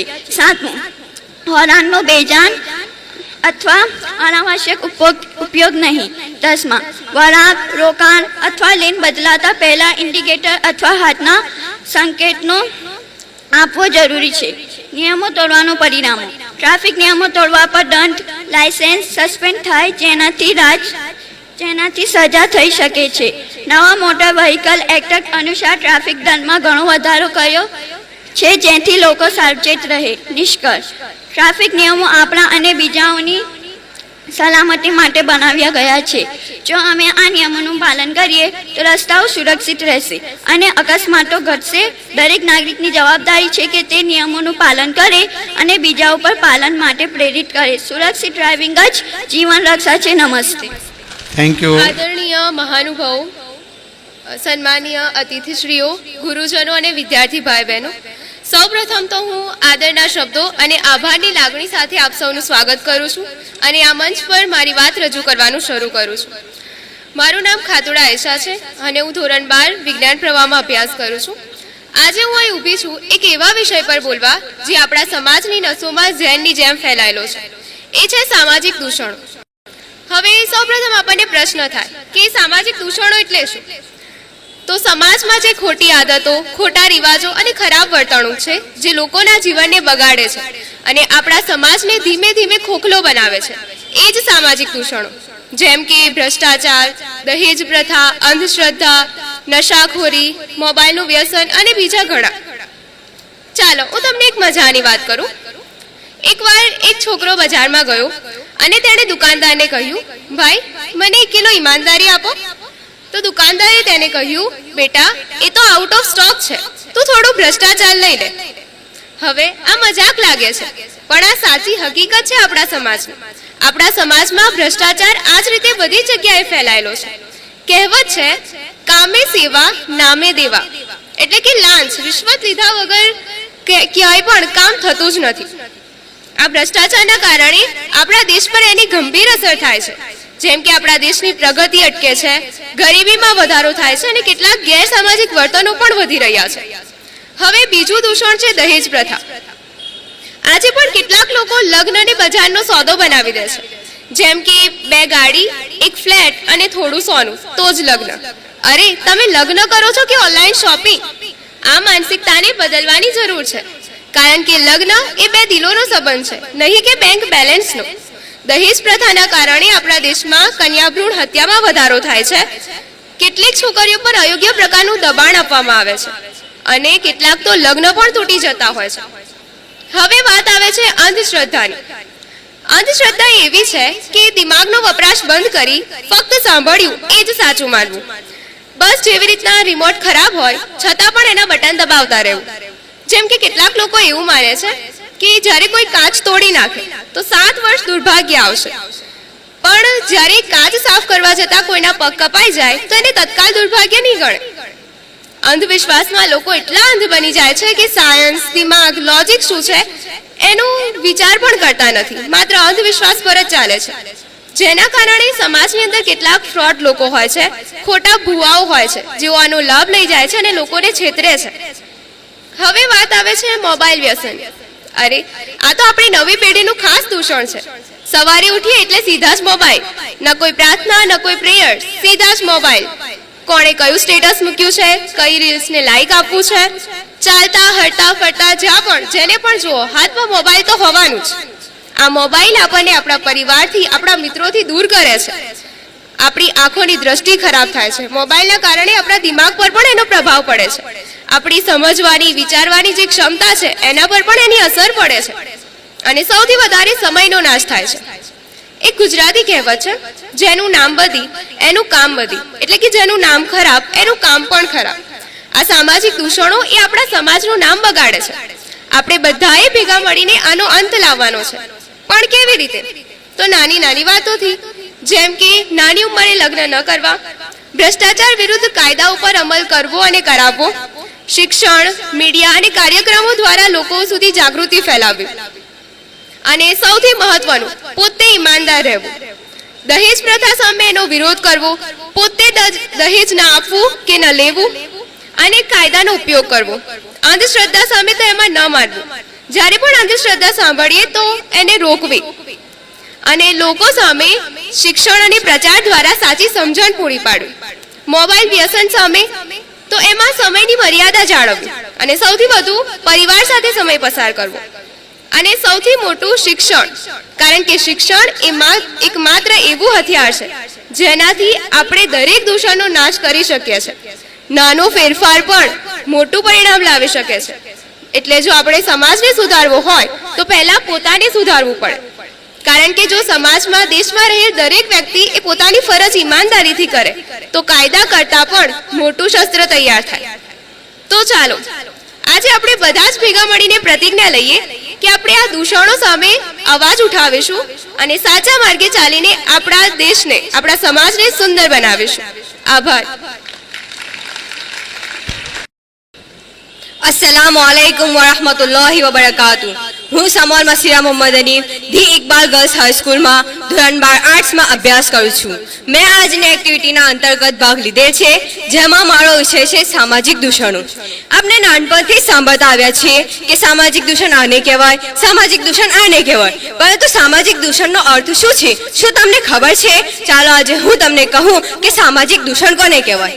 સામાજિક દૂષણ એટલે સમાજમાં પડકારરૂપ બનતી વસ્તુઓ જેવી કે કુરિવાજો, પરંતુ તે ફક્ત કુરિવાજો સુધી સીમિત નથી. આપના ખરાબ આચાર વિચારો, ખોટી નજર, ખરાબ રહેણી કરણી વગેરે જેવી વસ્તુ પણ એક સામાજિક દૂષણ છે. સામાજિક દૂષણો આપના સમાજમાં એક કલંક સમાન છે. જેમ સફેદ કપડા પર ડાઘ લાગી જાય તો તેને મહેનત કરીને જ ખસેડવા પડે છે, તેવી જ રીતે સામાજિક દૂષણો પણ એક ડાઘા સમાન છે. તેને ખસેડવા માટે પણ આપણને મહેનત તો કરવી જ પડશે. સામાજિક દૂષણો આપના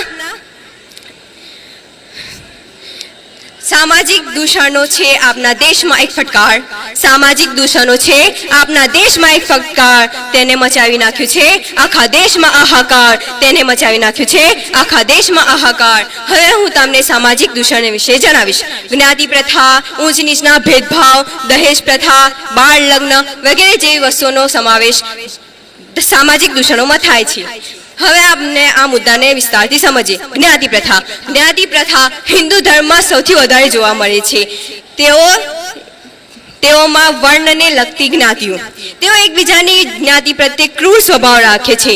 એક જ્ઞાતિનો વ્યક્તિ જો બીજી જ્ઞાતિના મંદિરમાં પ્રવેશી જાય તો તેને ફટકારવામાં આવે છે, જાત જાતના અપશબ્દો બોલવામાં આવે છે, તેને લોહી લુહાણ કાઢીને તે મંદિરની બહાર ફેંકી નાખવામાં આવે છે. શું તે આ સારું કહેવાય? આ પણ એક સામાજિક દૂષણ છે. જ્ઞાતિના નામ પર કરે એકબીજા પર અત્યાચાર. જ્ઞાતિના નામ પર કરે એકબીજા પર અત્યાચાર. હે માનવી, તારા કેમ થયા આવા વિચાર? હે માનવી, તારા કેમ થયા આવા વિચાર? હવે હું તમને દહેજ પ્રથા વિશે જણાવીશ. જો એક દીકરીનો પિતા ગરીબ હોય તો તે દહેજ ન પણ આપી શકે, છતાં તે દીકરીને દહેજના નામ પર જિંદા બાળી નાખવામાં આવે છે. તેને જાત જાતના શબ્દો બોલવામાં આવે છે, મેણા ટોણા મારવામાં આવે છે. અરે મેં તો એવા પણ કિસ્સા સાંભળ્યા છે જેમાં દીકરીને જિંદા સળગાવી નાખવામાં આવે છે. પરંતુ પછી એ દીકરી એમ વિચારે છે કે કોઈકના હાથે મરીએ એના કરતાં જાતે જ ના મરી જઈએ, એમ કહીને કેટલીક દીકરીઓ આત્મહત્યા પણ કરી નાખતી હોય છે. હે માનવી, તું માંગે છે કેમ દહેજ લોકો પાસેથી? હે માનવી, તું માંગે છે કેમ દહેજ લોકો પાસેથી? અરે ઈશ્વર પાસેથી માંગ, તને આપશે ટોપલા ભરી ભરી. અરે ઈશ્વર પાસેથી માંગ, તને આપશે ટોપલા ભરી ભરી. હવે આપણે જાણીએ બાળ લગ્ન વિશે. બાળ લગ્ન વિશે તો તમે સાંભળ્યું જ હશે. જ્યારે દીકરા દીકરી નાના હોય ત્યાંથી જ તેઓને લગ્નના બંધનમાં બાંધી દેવામાં આવે છે. તે મોટા થઈને વ્યક્તિ કેવો કે કેવી નીકળે, પસંદ આવે કે ના આવે, તેની સાથે જ પોતાની જિંદગી વિતાવવાની હોય છે. આ તો કઈ સારું કહેવાય? આ પણ એક પ્રકારનું દૂષણ છે. બાળ લગ્ન છે સમાજમાં એક કલંક સમાન. બાળ લગ્ન છે સમાજમાં એક કલંક સમાન. તેને હટાવીને જાળવીએ બધા જ લોકોના માન. તેને હટાવીને જાળવીએ બધા જ લોકોના માન. હવે હું મારું વક્તવ્ય પૂર્ણ કરતા પહેલા હું તમને કહીશ કે તમે મારી સાથે પ્રતિજ્ઞા લો કે આપને સામાજિક દૂષણોને હટાવીશું અને તેની શરૂઆત આપના ઘરથી જ કરીશું. તો પછી એમ ના વિચારતા કે બીજા લોકો કરે છે તો આપને કેમ નહીં, પરંતુ આપણે સામાજિક દૂષણોને હટાવીએ છીએ તો બીજા લોકો કેમ નહીં. હવે હું મારી વાત 2 પંક્તિ સાથે પૂર્ણ કરીશ. સામાજિક દૂષણના કારણે બદનામ છે ભારત દેશ, સામાજિક દૂષણના કારણે બદનામ છે ભારત દેશ. ચાલો પ્રતિજ્ઞા કરી હટાવીએ આપના દ્વેષ, ચાલો પ્રતિજ્ઞા કરી હટાવીએ આપના દ્વેષ. અસ્સલામુ અલૈકુમ. વેરી ગુડ, વેરી ગુડ, ખૂબ સરસ. મારું નામ સુંઠિયા જુવેરિયા છે અને હું ધોરણ 10માં નૂતન હાઈસ્કૂલમાં અભ્યાસ કરું છું. આપણી દેશભક્તિ પર વક્તવ્ય આપવાનો આ અવસર મને મળ્યો તે બદલ હું ખૂબ સન્માનની લાગણી અનુભવું, કારણ આ વિષય મારા માટે ખૂબ જ સંવેદનશીલ છે, કારણ કે હું મારા દેશથી બહુ પ્રેમ કરું છું. આપણે બધા જાણીએ છીએ કે સ્વતંત્રતા સેનાનીઓએ ભારત દેશને સ્વતંત્ર બનાવવા માટે ઘણા બધા સંઘર્ષો અને બલિદાનો આપ્યા છે. કોઈ પણ દેશની સ્વતંત્રતા માટે દેશભક્તિની લાગણી અને દેશ માટે પ્રેમ હોવો બહુ જરૂરી છે. કોઈ પણ વ્યક્તિના શ્રેષ્ઠ ગુણોમાંનો એક ગુણ દેશભક્તિનો છે. આ મનની પવિત્ર અનુભૂતિ છે. ભગવાનનો આભાર છે કે આપણા મહાનને બદલે સ્વતંત્ર દેશમાં રહીએ છીએ. તે માટે આપણે ખરેખર હવે ટકી રહેવા માટે એટલો સંઘર્ષ કરવાની જરૂર નથી પડતી. તે માટે આપણે ઘણા મહાન લોકોએ બલિદાનો આપ્યા છે. ગાંધીજી, રાજગુરુ, શહીદ ભગતસિંહ અને સરદાર વલ્લભભાઈ જેવા મહાન પુરુષોએ તેઓ તેમના અંતિમ શ્વાસ સુધી લડતા હતા, કારણ કે તેઓ તેમના દેશવાસીઓને સુમેળમાં રહેવા જોવા માંગતા હતા. आभार. मोहतरम असातिज़ाए किराम और आए हुए मेहमान इज़ाम और अजीज साथियों, अस्सलामु अलैकुम व रहमतुल्लाहि व बरकातुह. આજે હું એક એવો ટોપિક લઈને આવી રહ્યો છું કે જેની જરૂરત અમને મુસ્લિમ, હિન્દુ, શીખ, ઈસાઈ બધાને જરૂર પડે છે. એ છે દહેજ પ્રથા. यूरोप के जो थे अहले दिल अहले ज़र देते थे बेटी को मोटर खरीद कर. यूरोप के जो थे अहले दिल अहले ज़र देते थे बेटी को मोटर खरीद कर. हिंदुस्तान की शान इमारत तो देखो देता है बाप बेटी को शोहर खरीद कर.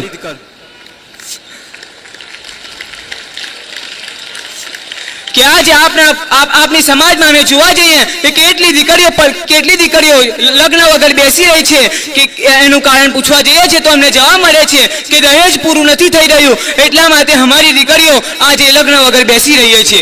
એક બહુ મોટા શાયર હતા જેમનું નામ છે જનાબ ફાની બદાયુની સાહેબ. જ્યારે તેમને તેમની દીકરીના લગ્ન કર્યા ત્યારે તેમને તેમની દીકરીને ખૂબ દહેજ આપ્યું. જ્યારે તેમની દીકરીને દહેજ ઓછું પડ્યું ત્યારે તેમનું પોતાનું રહેતું ઘર વેચી નાખ્યું અને જે પૈસા મળ્યા તે પૈસા એમને તેમની દીકરીને આપી ને પાછું દહેજ અપાવ્યું.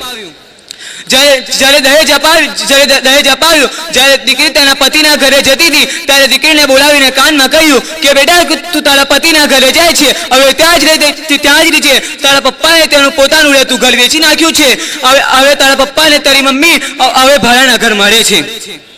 જ્યારે દીકરી ત્યાં જાય છે, થોડાક દિવસ થાય છે, ત્યાંના સાસરીના લોકો તેને કતલ કરી દે છે. જ્યારે જનાબે બદાયુની સાહેબને ખબર પડે છે તેમને તે જાય છે અને જનાજા પણ અશાર પડે છે. અબ આયા યાદ અઈ આરામ જા ઉસના મુરાદી में, अब आया याद अई आराम जा उसना मुरादी ने, कफन देना भूले थे तुझे शामानी शादी में. કે અમે તને કફન આપી દેતા તો આજે તારા સાસરીના લોકો એમ ના કહેતા કે તારા પપ્પાએ શું નથી આપ્યું, ખાલી મારી એ જ ભૂલ છે કે મેં કફન નથી આપ્યું. આજે સમાજમાં દેખાદેખી બહુ ચાલી રહી છે. આજે સમાજમાં દેખાદેખી બહુ ચાલી રહી છે કે આ દીકરીના લગ્ન છે, બાજુવાળાના ઘરની મુશાબહત કરે છે કે આને 15,000ના કપડાં લીધા છે તો હું 20,000ના કપડાં લાવીશ, અને આટલું ખાવા બનાવે છે તેનાથી ડબલનું ખાવા બનાવીશ. આ બધું જવા દો, જેટલી ચાદરો એટલા જ પગ લાંબા કરવા જોઈએ.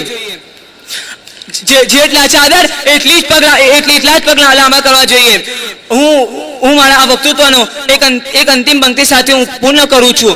अपनों के सितम हमसे बताए नहीं जाते, अपनों के सितम हमसे बताए नहीं जाते, ये हादसे तो वो हैं जो सुनाए नहीं जाते.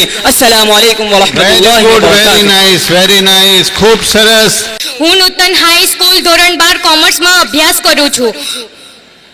દીકરી ઘરની લાડકવાઈ ભણશે રૂડી પેર, દીકરી ઘરની લાડકવાઈ ભણશે રૂડી પેર. ઉગારવા બે કુટુંબને ઉપાય છે આ સહેલ, ઉગારવા બે કુટુંબને ઉપાય છે આ સહેલ. ભારતમાં હું કન્યા કેળવણી વિશે કહીશ. આજે ભારતમાં કેળવણીનું કન્યા વધારે થયું છે અને કન્યા અને મહિલાઓને શિક્ષણ વધારે આપવામાં આવ્યું છે. પરંતુ બધાઓ એવું કહે છે કે આ જમાનામાં છોકરીઓને કશું કરવા લાયક નથી. પરંતુ જેના જે વિચારો છે ખોટા વિચારો, એ બહુ ખોટા વિચારો છે, તેને સુધરીને તે સારા વિચારો કરે છે એવી મેં આશા રાખું છું. પહેલાના સમયમાં દીકરીઓ જન્મતા માતા પિતા ખૂબ ચિંતિત થઈ જતા હતા. પરંતુ હવે જે સમય બદલાતો જાય છે તે રીતે દીકરીઓની પણ સારી સ્થિતિ આવતી જાય છે. અને આપણે ધોરણ 1 થી 12માં વાર્ષિક ફી 1200 રૂપિયા અને ડિગ્રી અને ડિપ્લોમા વાળાઓ માટે વાર્ષિક ફી 2400 રૂપિયા અને વ્યવસાયિક અધ્યાપકો માટે રૂપિયા 36,000 રૂપિયા ફી કરવામાં આવી છે. પરંતુ આ જે દીકરીઓ માટે જે કેળવણી છે એ સાચવી રાખવી જોઈએ છે. પરંતુ આ જે દીકરીઓને જે ચાલી રહ્યું છે તે શિક્ષણ વધારે તેવી મેં આશા રાખું છું. જય હિન્દ. મારું નામ હોકલા સબિયા યુસુફ. હું ધોરણ 11 નૂતન હાઈસ્કૂલમાં અભ્યાસ કરું છું. હું આજે તમને કન્યા કેળવણી વિશે સમજાવીશ. મને આશા છે તમે ધ્યાનથી સાંભળશો. દીકરી મારી લાડકવાઈ ભણશે રૂડી પેર, ઉગાડ છે આ કુટુંબને સહેજ છે આ મારો ઉપાય. કોઈ પણ દેશની પ્રગતિનો મુખ્ય આધાર છે તેની સારી કેળવણી. ભારતની સંસ્કૃતિમાં કેળવણી રૂપે છીપમાં અનમોલ રત્ન હોય તો તે સ્ત્રી છે. અનમોલ રત્ન હોય તો તે સ્ત્રી છે.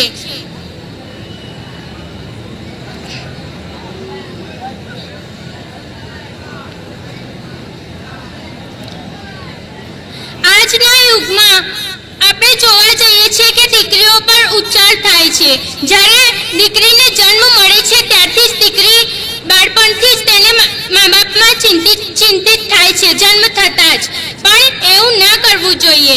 આજે આપણે જોયું છે કે દીકરીઓ પહેલાના સમયમાં દીકરીને જન્મ થતાં જ દીકરીને દફનાવવામાં આવતી હતી, દીકરીને ગાળવામાં આવતી હતી. પણ હવે દીકરીને શિક્ષિત આપવા જોઈએ. સ્ત્રીઓના ઉદ્ધાર માટે ખૂબ જરૂરી છે. સ્ત્રી કેળવણી બહુ જ જરૂરી છે. ભારતમાં આપણે જોયું છે કે ભારતની સંસ્કૃતિમાં સ્ત્રીઓ માટે જ્યારે આપણે જોઈએ છે તો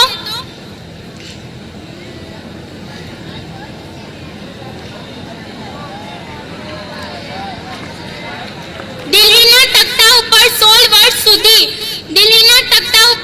વર્ષ સુધી કિરણો પાથનાર કોઈ મર્દ નહીં પણ એક નારી હતી.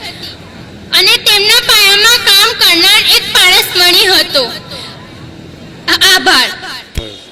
Thanks a lot for your kind cooperation, all the teachers and the prominent people who are present here with us. I want to give some history about this school in 2 minutes, within 2 minutes, sir, if I am allowed. This school was established in 1944.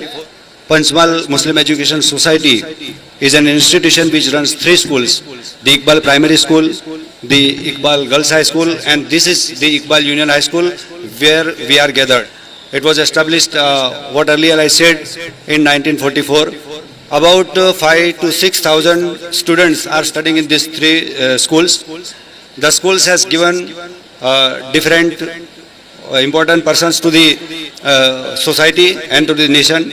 Even they reached up to class 1 and super class 1 post also. Retired DYSP Jabasar was also from this school. The persons or the employees who worked here, they also reached up to super 1 class posts also. The school has given the society prominent and famous doctors also, engineers also. The school participated in co-curricular activities like this and became rankers up to national level, runners up. In parking technology in 2013, this school was runner-up at national level. The project was represented at Delhi. If I say about the sports, the students participated in past 2 years. They reached at Delhi also to participate in under 19 and under 17 cricket matches also. They participated in drawing competition, even essay competition or elocution competition. In all the competitions they became rankers up to state level also. Many times they reached to state levels also. So once again I would like to thank one and all to cooperate us and to hear us, to listen this program. Once again I advise all the students to implement this program, what the elocutions represented here in your lives. હવે હું આપણા સમારંભના અધ્યક્ષ માનનીય શ્રી અસારી સાહેબ કે જેઓ પંચમહાલ જિલ્લા Godhra range police મહાનિરીક્ષક છે, ઇન્સ્પેક્ટર જનરલ છે, તેઓને હું વિનંતી કરીશ કે તેઓ આપણને આ જે સમારંભ છે એના પ્રતિભાવ રૂપે આશીર્વચન આપશે. માનનીય મુરબ્બી શ્રી અસારી સાહેબ. તમને બધાને જોઈને અમને અમારા સ્કૂલના દિવસો યાદ આવી ગયા. એકવાર બધા પોતપોતાની જગ્યા ઉપર ઊભા થઈ જાઓ.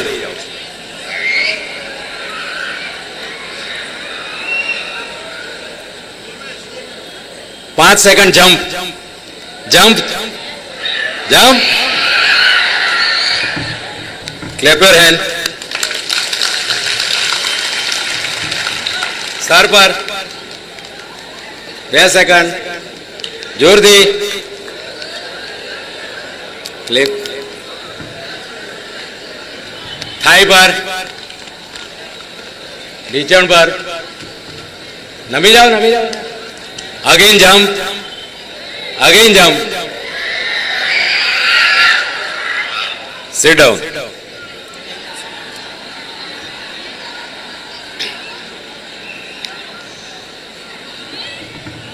અમે પણ તમારી જેમ જ્યારે સ્કૂલમાં આવા કાર્યક્રમોનું આયોજન કરવામાં આવતું હતું, આવી વક્તૃત્વ સ્પર્ધાઓનું આયોજન કરવામાં આવતું હતું, ત્યારે આવી રીતે પ્રાંગણમાં બેસતા અને સાંભળતા કલાક 1.5 કલાક, અને પછી સાંભળવાની ધીરજ અને સમજવાની ધીરજ એ બંને ખૂટી જતી. એટલે અંદર અંદર પછી વાતો કરવાની.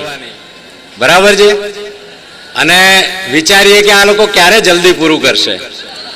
પછી તો સાહેબ આયા કે ઇકબાલ સ્કૂલ અને એની સંલગ્ન સ્કૂલો વિશેની માહિતી આપો. એટલે ફરી થયું કે આ બધી સ્કૂલોની જાણકારી તો અમારી પાસે છે જ, તો સાહેબ અમને કેમ જાણકારી આપતા હશે. અને ફરી પાછું મુખ્ય મહેમાનનું વક્તવ્ય બાકી. એટલે મનમાં સવાલ થાય કે આ જલ્દી પૂરું કરે તો સારું. પણ મિત્રો આજે ખરેખર તમારી વચ્ચે આવીને ખૂબ આનંદ થયો. પંચમહાલ જિલ્લા પોલીસ પરિવાર દ્વારા આયોજિત સમાજના સ્પર્શતા જુદા જુદા વિષયોના આનુષંગિક વક્તૃત્વ સ્પર્ધાના કાર્યક્રમમાં ઉપસ્થિત આ શાળાના વિદ્વાન શિક્ષક મિત્રો, આચાર્યશ્રી, આમંત્રિત મહેમાનો અને વહાલા વિદ્યાર્થી મિત્રો, પંચમહાલ જિલ્લા પોલીસ પરિવારના અધિકારીઓને હું અભિનંદન આપું છું. અભિનંદન એટલા માટે કે એમણે જે વિષય પસંદ કર્યા છે એ વિષય આજના સાંપ્રત સમયની અંદર દરેક સમાજને સ્પર્શતા વિષયો છે. એ પછી કન્યા કેળવણીનો હોય, સામાજિક દૂષણનો હોય, ટ્રાફિકના નિયમનો હોય, કે દરેક વ્યક્તિના જીવનમાં રાષ્ટ્રનું ગૌરવ શું છે, આઝાદી કઈ રીતે પ્રાપ્ત થઈ છે આપણને, આઝાદીનું મૂલ્ય શું છે, એ વિષય ઉપર જે કઈ વક્તવ્યો અહીંયા રજૂ કરવામાં આવ્યા એ ખૂબ જ આપણા હૃદયને સ્પર્શી જાય એ રીતે રજૂ કરવામાં આવ્યા. આવતીકાલે આપણે 79મો સ્વાતંત્ર્ય દિનનું પર્વ ઉજવીશું, ત્યારે પૂર્વ સંધ્યાએ આપ સર્વને હું આ દિવસના માટે, આઝાદીના 79 વર્ષ માટે આપને શુભકામનાઓ પાઠવું છું. દેશભક્તિનો વિષય મિત્રો એટલા માટે હતો કે આ દેશને આઝાદી એમને એમ પ્રાપ્ત નથી થઈ. આ દેશને આઝાદી અપાવવા માટે આપણા મહાપુરુષોએ સમયનું દાન આપ્યું છે. આપણા કેટલાય વીરોએ પોતાના જીવનની આહુતિ આપી છે, ત્યારે આપણને આઝાદી પ્રાપ્ત થઈ છે. આ દેશની અંદર આપણે તમામ પ્રકારના અધિકારોનો સ્વતંત્રપણે ઉપયોગ કરી શકીએ છીએ. તમે ક્યારે કલ્પના કરી છે કે તમે તમારા દેશની બોર્ડર ક્રોસ કરીને બીજા દેશમાં જતા રહો, બીજા દેશની પોલીસ તમને ધરપકડ કરીને લઈ જાય, ત્યાં તમારા વિરુદ્ધમાં ખટલો ચલાવે, ત્યાંની જેલમાં તમને પૂરી દે, 1-2 વર્ષ તમારે એ જેલમાં કાઢવા પડે? આવી કલ્પના કરી છે? એ કેવી આત્માઓ હશે, કેવી ગુલામી હશે? તો નવી પેઢી આઝાદીના મૂલ્યને સમજવું પડશે. એક વિદ્યાર્થી મિત્ર ટ્રાફિકના નિયમન વિશે વાત કરતા કરતા અમારા તરફ પડી ગયા, ડાબી બાજુ, અને અમને નિર્દેશ કર્યો કે સાહેબ, આ ટ્રાફિકના નિયમોનું કડકપણે પાલન કરાવો. ચોક્કસપણે અમારી જવાબદારી છે, પણ આપની જવાબદારી આના કારણે ઓછી થાય છે ખરી? તો સમસ્યા ક્યાં છે? સમસ્યા કાં તો સંસ્કારમાં છે, સમસ્યા કાં તો સામાજિક વ્યવસ્થામાં છે, અને સમસ્યા કાં તો શિક્ષણમાં છે. આપણા પાયામાં જ આ મહત્વની બાબતો આપણે શીખીને આગળ નહીં જઈએ તો સમસ્યા તો રહેવાની જ. એક વિદ્યાર્થી પુખ્ત ઉંમરે જ્યારે જવાબદારીઓ સાથે એ બહાર નીકળે છે, ત્યારે એને કયા કયા નિયમોનું પાલન કરવું એ શું એને સમજણ એટલી ના હોય? તો ક્યાંક ને ક્યાંક વ્યવસ્થાઓની અંદર ખામી હોવાના કારણે આપણે નિયમોનું પાલન કરતા નથી. આ નિયમોનું પાલન આપણે જાતે જ કરવું જોઈએ. ટ્રાફિકના નિયમોના સંચાલન માટે પોલીસ તંત્ર છે, પણ આપણા મનની અંદર તમે આજે જે સાંભળ્યું છે, પેઢી તો આવતી જાય છે, બરાબર છે, એક પેઢી જાય છે, એક પેઢી જાય છે, નિયમો કાયદા બદલાતા રહે છે, પણ આ દેશના નાગરિક તરીકે એનું પાલન કરવાની સૌથી પહેલી જવાબદારી આપણી છે. તો આજે આ ટ્રાફિકના વિષય ઉપર જે પણ બાબતો રજૂ કરવામાં આવી એનું સૌથી પહેલું પાલન કરવાની જવાબદારી આપણા સૌની છે. તો આ બાબતો ખાસ ધ્યાન રાખજો.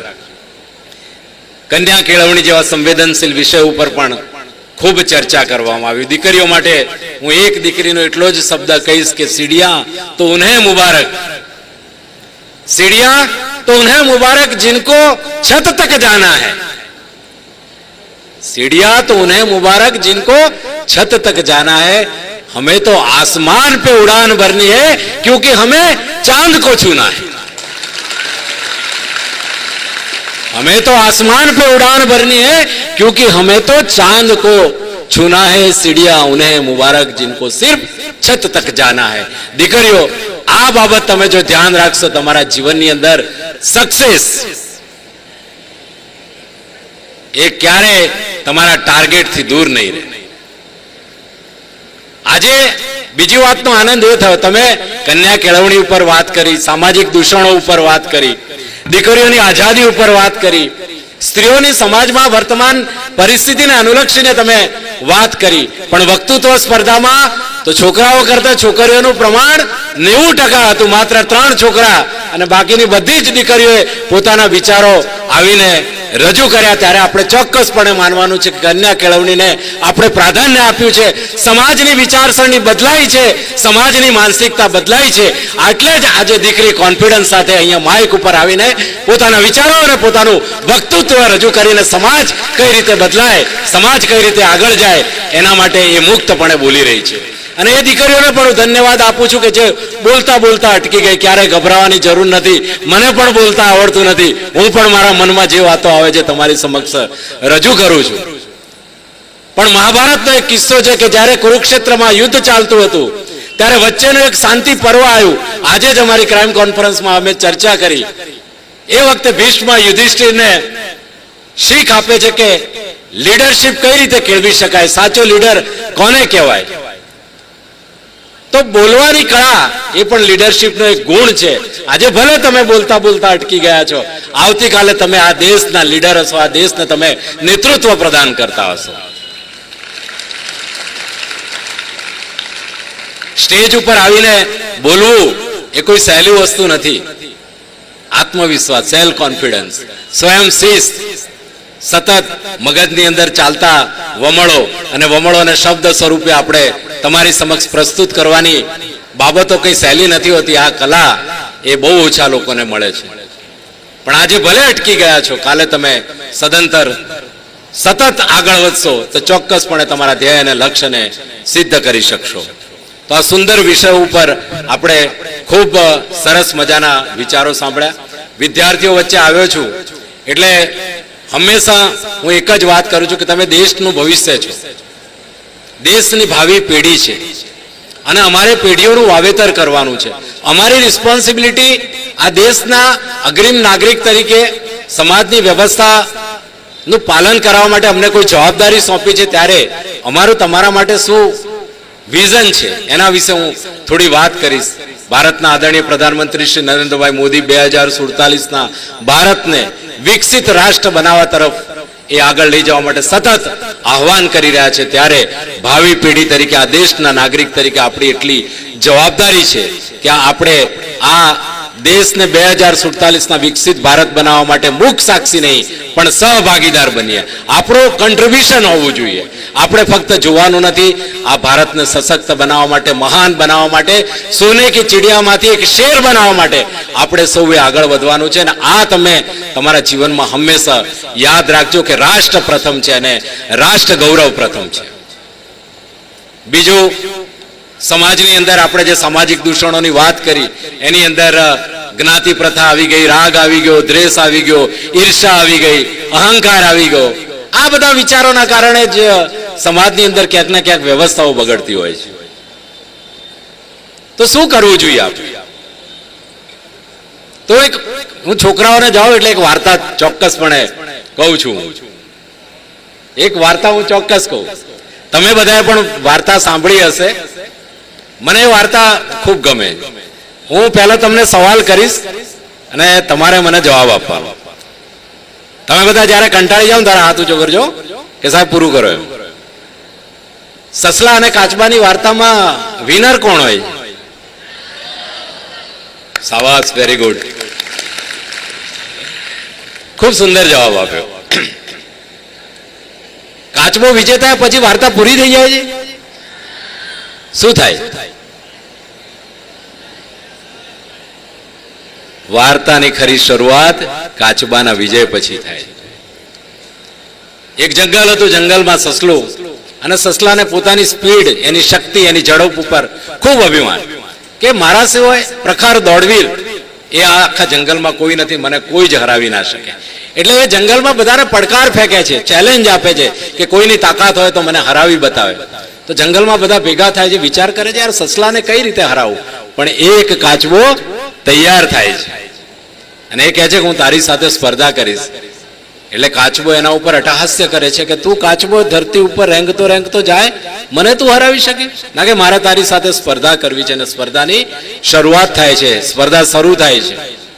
સસલા અને કાચબો બે દોડવાનું શરૂ કરે છે અને સસલાભાઈ સડસડાટ દોડતા દોડતા આગળ જતા રહે છે. અને એક ઝાડ આવે છે, ત્યાં આરામ કરવા બેસે છે અને વિચારે છે કે કાચબો તો ક્યારે આવશે. અને વિચારમાં જ સસલાભાઈ શું કરે છે? ઊંઘી જાય ગાઢ નિંદ્રામાં. એ વખતે કાચબાભાઈ ધીમે ધીમે ધીમે સરકતા સરકતા ફિનિશિંગ રેખા પાસે પહોંચી જાય છે અને ફિનિશિંગ રેખા ક્રોસ કરી અને કોણ વિજેતા બને છે? કાચબાભાઈ વિજેતા બને છે. હવે શું થાય છે? કાચબો વિજેતા બને છે એટલે કાચબામાં અહંકાર આવે છે અરે કે મેં સસલાને હરાવી દીધો, હું જ જંગલનો સર્વશ્રેષ્ઠ દોડવીર. એની અંદર દ્વેષ આવે છે, રાગ આવે છે, અહંકાર આવે છે, અભિમાન આવે છે, અને એ ચેલેન્જ ફેંકે છે કે મને કોઈ હરાવી શકે એવી કોઈની તાકાત હોય તો આવે ફરી જંગલમાં હરીફાઈ કરી. ફરી જંગલના બધા લોકો ભેગા થાય છે અને વિચાર કરે છે કે શું કરવું. આ દરમિયાન સસલાના જીવનમાં પરિવર્તન આવે છે. એનો જે અહંકાર છે, સસલાનો અહંકાર એ કાચબાની જીતના કારણે ઓગળી જાય છે. પોતાના સન્માનને પાછું લાવવા માટે સસલું ફરી કાચબા સાથે હરીફાઈ કરે છે. આ વખતે સસલા કાચબા પહેલા જેવી ભૂલ કરી હતી એવી ભૂલ નથી કરતું અને સસલું દોડીને ફિનિશિંગ રેખા પાર કરી દે છે. બીજી ઇવેન્ટમાં કોણ જીતી જાય? સસલુભાઈ જીતી જાય છે. બરાબર છે. હવે બંનેનો એક એક પોઈન્ટ થયો. એટલે આ બાજુ કાચબો વિચાર કરે છે કે સસલો મને હરાવી કઈ રીતે ગયો, એટલે એની અંદર બધું ષડયંત્રનું આયોજન કરે. આપણે નથી કરતા કોઈક આપણાથી જીવનમાં આગળ વધી જાય તો એને કઈ રીતે પાડી દેવો, તો કાચબો ષડયંત્રનું આયોજન કરે છે કે ફરી આપણે દોડીએ, પણ દોડની જે જગ્યા છે એ હું પસંદ કરીશ અને એ માર્ગ ઉપર આપણે દોડવાનું. એટલે સસલાએ જે માર્ગ તૈયાર કર્યો તે ઉપર એ હરીફાઈ ફરી શરૂ થાય છે. બંને દોડતા દોડતા આગળ વધે છે તો એક મોટી નદી આવે છે. હવે નદી આવે છે ત્યાં સસલાભાઈ અટકી જાય છે, કેમ કે એને તરતા આવડતું નહોતું. કાચવાભાઈ હસતા હસતા ડૂબકી મારે છે, તરી અને ફિનિશિંગ રેખા પાર કરી દે છે. કોણ જીતી જાય છે ત્રીજી દોડમાં? કાચબાભાઈ ફરી જીતી જાય. 2-1 થઈ. આ દરમિયાન સસલાને ષડયંત્ર રચવાનો વિચાર આવે કે આ કાચબાને પાડી દઉં, એ જીતે જ કઈ રીતે. પણ આ વખતે નિયમ એ નક્કી કરે છે કે રનિંગનો જે ટ્રેક છે હું તૈયાર કરીશ, બરાબર છે, એના ઉપર દોડવાનું. આ બાજુ સસલો કાચબો બીજી જીતથી અહંકારમાં હતો એટલે એ એક્સેપ્ટ કરી લે છે અને સસલાએ જે માર્ગ તૈયાર કર્યો છે એના ઉપર દોડવા લાગે છે. થોડેક દૂર જાય છે પછી અફાટ જંગલ અને પહાડો શરૂ થાય. તો એની અંદર તો કાચબો પહાડ ચડી શકે એવું નહોતું, એટલે સસલો અટ્ટહાસ્ય કરે છે અને ફટફટ પહાડ ચડી જાય છે. અને કોણ જીતી જાય છે? સસલું. 2-2. બેની વિજેતા પછી સમય પસાર થતો જાય છે અને જંગલમાં બંને ફરી એકવાર ભેગા થાય છે અને વિચાર કરે છે, યાર આપણે કોના માટે સ્પર્ધા કરીએ છીએ, શાના માટે સ્પર્ધા કરીએ છીએ? તારી દુનિયા અલગ છે, મારી દુનિયા અલગ છે, મારું કાર્યક્ષેત્ર અલગ છે, તારું કાર્યક્ષેત્ર અલગ છે, શેની સ્પર્ધા છે? ચલ આ બધું એક બાજુ કોરાણે મૂકીને આપણે સાથે ચાલીએ. બંને જોડે દોડે છે. જ્યારે નદી આવે છે ત્યારે કાચબો સસલાને કહે છે, મિત્ર ગભરાઈશ નહીં, તું મારી પીઠ ઉપર બેસી જા, હું તને નદી ક્રોસ કરાવીશ. જ્યારે પહાડ આવે છે ત્યારે સસલું કાચબાને કહે છે કે મિત્ર ગભરાઈશ નહીં, મારી પીઠ ઉપર બેસી જા, હું તને પર્વત ચડાવીશ. એમ કરીને બંને સ્પર્ધાઓ કરે છે, સાથે મળીને સાથે પોતાના વિજેતાના રસ્તાઓ નક્કી કરે છે. મારું કહેવાનું તાત્પર્ય એટલું જ હતું કે જીવનમાં રાગ, દ્વેષ, ઈર્ષા, ક્રોધ, ષડયંત્રો આ બધાથી પર રહી અને છેલ્લે જે સસલું અને કાચબો છેલ્લે જે નિયમ નક્કી કરે છે કે એકબીજાની મદદ કરીને, એકબીજાને ખભા ઉપર બેસીને, એકબીજાનો હાથ પકડીને જે નબળું છે એને સબળું બનાવીને તમે તમારા ઉદ્દેશ ટાર્ગેટ તરફ તમે એને સાથે લઈને ચાલશો તો આપણે સશક્ત સમાજ, સશક્ત કુટુંબ અને સશક્ત રાષ્ટ્રનું નિર્માણ કરી શકીશું. જીવનની અંદર કેટલીક નાની નાની બાબતો, નાની નાની વાર્તાઓ આપણને કેટલી બધી શીખ આપી જાય. છેલ્લે વિદ્યાર્થીઓ છો એટલે એટલા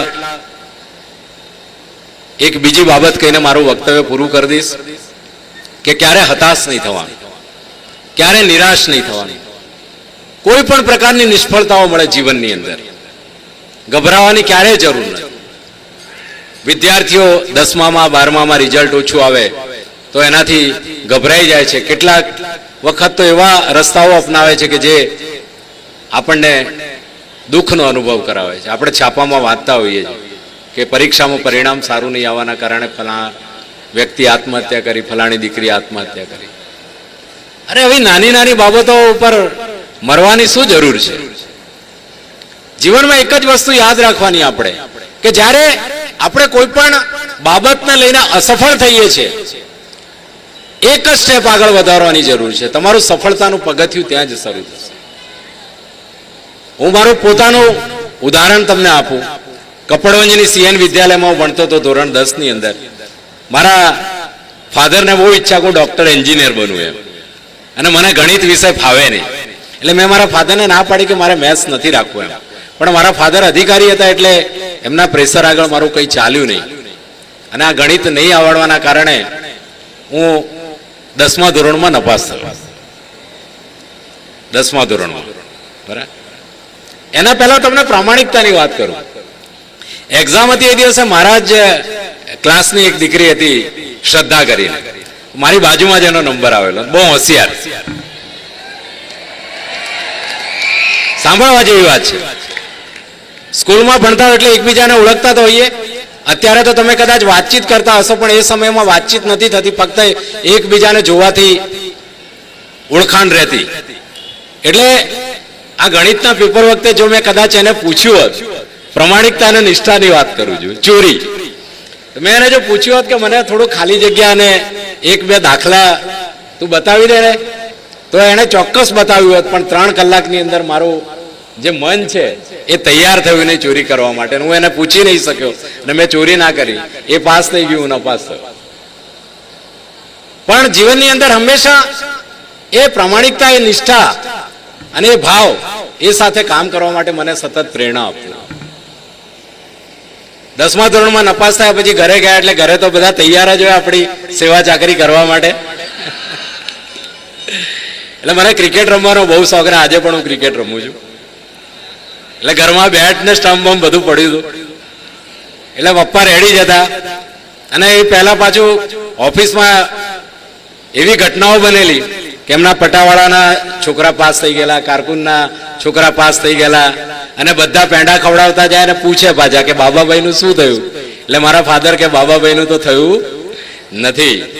આ બધો ગુસ્સો ભેગો કરીને ઘરે આવેલા, આપણને બરાબર ત્યાં માર પડ્યો. ને એ દિવસે રાત્રે મને ઘરમાંથી કાઢી મૂક્યો, અને હું ઘરમાંથી નીકળી ગયો. લગભગ 5 વર્ષ સુધી આમથી તેમ કુટુંબીઓને ત્યાં, મિત્રોને ત્યાં, એમ તેમ કરીને એ હતાશા, એ નિરાશા અને એ અસફળતાઓમાંથી બહાર નીકળ્યો. એક જ વખત જીવનમાં નિષ્ફળતા મળી, પછી જીવનમાં ક્યારે નિષ્ફળતા મળી નથી. એટલા માટે જ કહું છું કે જીવનમાં ગમે એટલી મુશ્કેલીઓ આવે, ગમે એટલી વખત તમે પડી જાઓ, તમારા ઉદ્દેશને પ્રાપ્ત કરવા માટે તમારે પડી જવું પડે, ઘસડાઈ જવું પડે, તેમ છતાં પણ તમે ના પહોંચી શકો. નિરાશ ના થતા પ્રયત્નો કરતા રહેજા, કેમ કે નિરંતર પ્રયાસ એ જ સફળતાની નિશાની છે. નિરંતર પ્રયાસ એ જ સફળતાની નિશાની છે. આ ટાર્ગેટ સાથે આગળ વધશો. આ મરવા બરવાના ખ્યાલ નહીં રાખવાના. અરે ઈશ્વરે આપણને એટલી સુંદર મજાની જિંદગી આપી છે, આનંદથી જીવવાનું, અને આજે નથી થયું તો કાલે થશે એમ કરીને આપણે આગળ વધવાનું. પટેલ સાહેબ અહીંયા ઊભા છે. આ બાળકોના વિષય ઉપર સાંભળતો ત્યારે મને એકદમ એક વિચાર આવી ગયો કે આજના સમયમાં અચાનક જો મને ગાંધી મળી જાય તો રસ્તામાં, એના ઉપર વિચારજો તમે લોકો કે અચાનક રસ્તા ઉપર ચાલતા ચાલતા જઈએ અને મુન્નાભાઈ MBBS ની જેમ મને જો સામે ગાંધી મળી જાય અને પૂછે કે યાર આ 3 વાંદરાના રમકડા સાથે તું આજે પણ રમ્યા કરે. સમજાય છે મારો મતલબ? કે આ 3 વાંદરાના રમકડા સાથે તું આજે પણ રમ્યા કરે છે, એમાંથી આજે પણ બહાર નથી આવ્યો. ગાંધીજીના 3 વાંદરા કહે છે ખોટું બોલાય નહીં, ખોટું જોવાય નહીં અને ખોટું સંભળાય નહીં. એટલું નથી, જ્યાં અન્યાય થાય છે ત્યાં તમારે બોલવું પડશે. જ્યાં નથી સાંભળવા જેવી વાતો થાય છે ત્યાં તમારે સાંભળવી પડશે અને એનો રિપ્લાય આપવું પડશે. જ્યાં ખરાબ થાય છે એ તમારે જોવું પડશે અને અટકાવવું પડશે. એટલા માટે જ મને વિચાર આવ્યો કે ચાલતા ચાલતા અચાનક મને ગાંધી મળી જાય અને મને પૂછે કે તું મારા 3 વાંદરાના રમકડા સાથે આજે પણ રમી રહ્યો. દ્રષ્ટિકોણમાં બદલાવ લાવવાનો છે. માત્ર સૈનિક અને પોલીસ ની જવાબદારી નથી, સરહદ ઉપર જવાની જવાબદારી નથી, જરૂર નથી. જવાબદારી એક નાગરિક તરીકે, ઇન્ડિયન સિટીઝન તરીકે, હિન્દુસ્તાનના નાગરિક તરીકે આપણે દરેક ક્ષણે બરાબર છે, ગાંધીજીના 3 વાંદરાઓને અનુલક્ષીને એમાંથી એ દ્રષ્ટિકોણને ચેન્જ કરીને આપણે જો આગળ વધીશું તો ચોક્કસપણે આ રાષ્ટ્રની આપણે સેવા કરી શકીએ. ખૂબ લાંબો સમય થયો, મને સાંભળ્યો. હું કોઈ બહુ મોટો વક્તા નથી, પોલીસ ઓફિસર છું, પણ મનની અંદર જે વાતો આવે એ વાતો તમારી સમક્ષ હું પ્રસ્તુત કરું છું. આ વાતોને ધ્યાનમાં રાખીને તમે તમારા જીવનને ખૂબ ઉજ્જવળ બનાવો, એક ડિસિપ્લિન લાઈફ સાથે આગળ વધાવો. શિક્ષણ અને કેળવણી બેમાં ફરક છે. શિક્ષક મિત્રો એટલું ધ્યાન રાખે, જ્યારે બી વાલી મીટિંગ થાય ત્યારે પણ આ બાબતની ચર્ચા કરવામાં આવે. શિક્ષણ તો બધા જ પ્રાપ્ત કરે છે, કેળવણીની જરૂર છે. કેળવણી ઉપર ભાર મૂકવામાં આવે, અને જો કેળવણી ઉપર ભાર મૂકવામાં આવશે તો કાલે આજે આપણે જે વિષયો ઉપર સંવાદ કર્યો એ વિષયો ઉપર સંવાદ કરવાની જરૂર નહીં પડે. અને દીકરીઓ છેલ્લે એક જ વસ્તુ યાદ રાખજો કે सीढ़ियां उनको मुबारक जिनको छत तक जाना है, हमें तो आसमान पे उड़ान भरनी है क्योंकि हमें चांद को छूना है. जय हिंद, जय जय गरवी गुजरात, भारत माता की जय. Thank you.